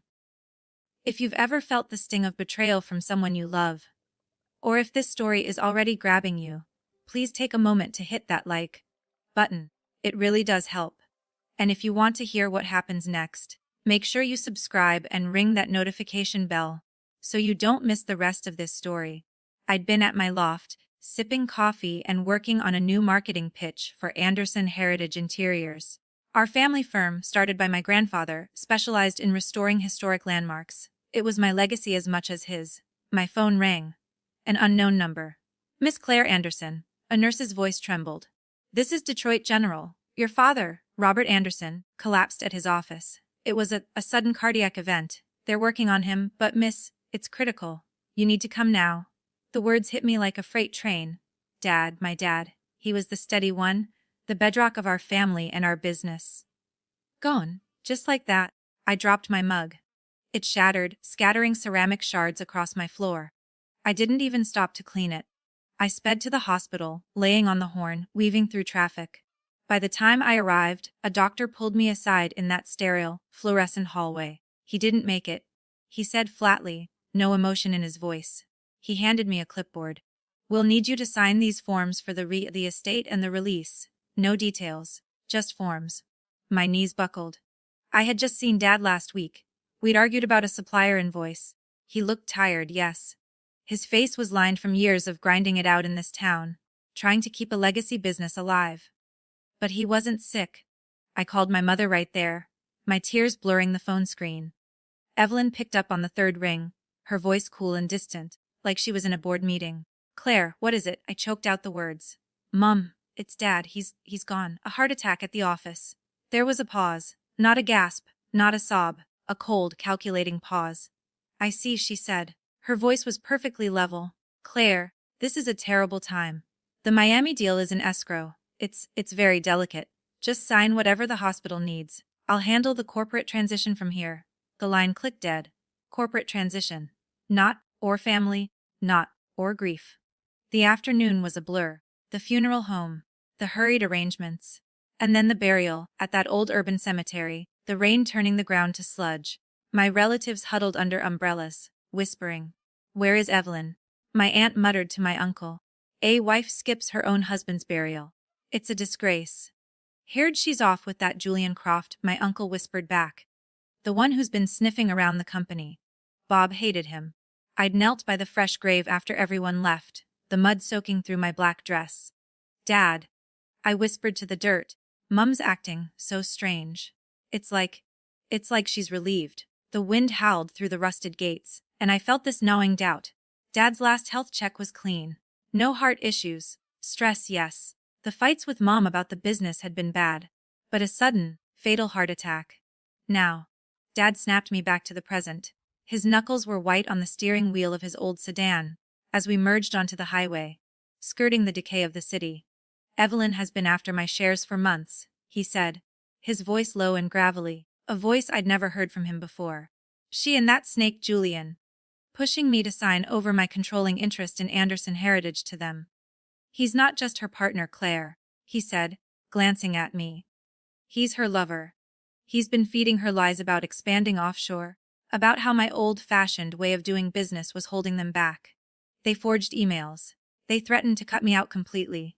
I gripped the door handle, the pieces clicking into place. The collapse, Dad. Was it real? He nodded grimly. Oh, it was real, the stress. It finally got to me. We were in a late meeting, just me, her, and Julian. They presented a new plan. A plan to dissolve the Detroit Heritage Division, our entire company, and liquidate the assets to fund their new Miami Shell Corporation. I told them no, he said, his jaw tightening. I told them I'd see them in court. And that's when the pain hit. Like a vice in my chest. I collapsed. Right there on the conference room floor. The ambulance rushed me to Detroit General. But Claire, she got there first. She showed up with Julian, and she had lawyers with her. I was hooked up to monitors, still struggling to breathe, and she shoved documents in my face. His voice hardened. Sign it, Bob, she said. Or the firm is finished. Sign it while you can still hold a pen. You refused, I whispered, picturing the scene. Damn right I refused, he spat. That's when her real plan kicked in. He swerved, taking a side street, his eyes checking the rearview mirror. One of her guys, I think, followed us from the cemetery. See that black SUV 2 cars back? My pulse spiked. The headlights bobbed in the mirror, closing the gap. Dad, speed up! He floored it, the old engine roaring in protest. We tore through Detroit's abandoned warehouse district, tires screeching around potholes. The black SUV fell back, lost in the maze of derelict buildings. We pulled into a dark, crumbling building, its rusted metal door groaning open just enough for the car to squeeze through. He killed the engine, grabbed a duffel bag from the trunk, and we bolted inside. The heavy door slammed shut behind us, the lock clicking with a terrible finality. The air was damp, thick with the smell of mildew and old machine oil. This place, I knew this place. This is grandfather's original workshop, I whispered. Off the grid, Dad said, flipping on a single, bare bulb that cast long, terrifying shadows. No cameras, no traces. Evelyn thinks this place was bulldozed years ago. She won't find us here. We sank onto worn wooden crates, catching our breath. He pulled a battered laptop from the duffel bag. It started with the emails, he began, the screen glowing. He opened a file. Months ago. She and Julian started faking threads, making it look like I agreed to transfer my shares. We're talking about millions in assets, Claire. The company your grandfather built from nothing. They started siphoning funds, hiring shady accountants to backdate deals. Julian set up shell companies in the Caymans. They were inflating invoices for restoration supplies we never ordered, then funneling the cash to his accounts. I leaned in, the dim light highlighting the exhaustion etched on his face. Why, Dad? The firm was split evenly. Why go to all this trouble? Because Julian convinced her I was holding her back, he said, rubbing his temples. He filled her head with new money dreams. Miami condos. Yachts. He's not just her lover. He's her ticket out of the Rust Belt, as she calls it. When I confronted her with the proof, she told I was got a stroke, not a heart issue. She was trying to get me declared incompetent. So how did you? Mark, he said. Dr. Mark Hassan. A Mark Hassan. Dad's college roommate. The chief of staff at Detroit General. But he also knew my heart was fine. He saw Evelyn and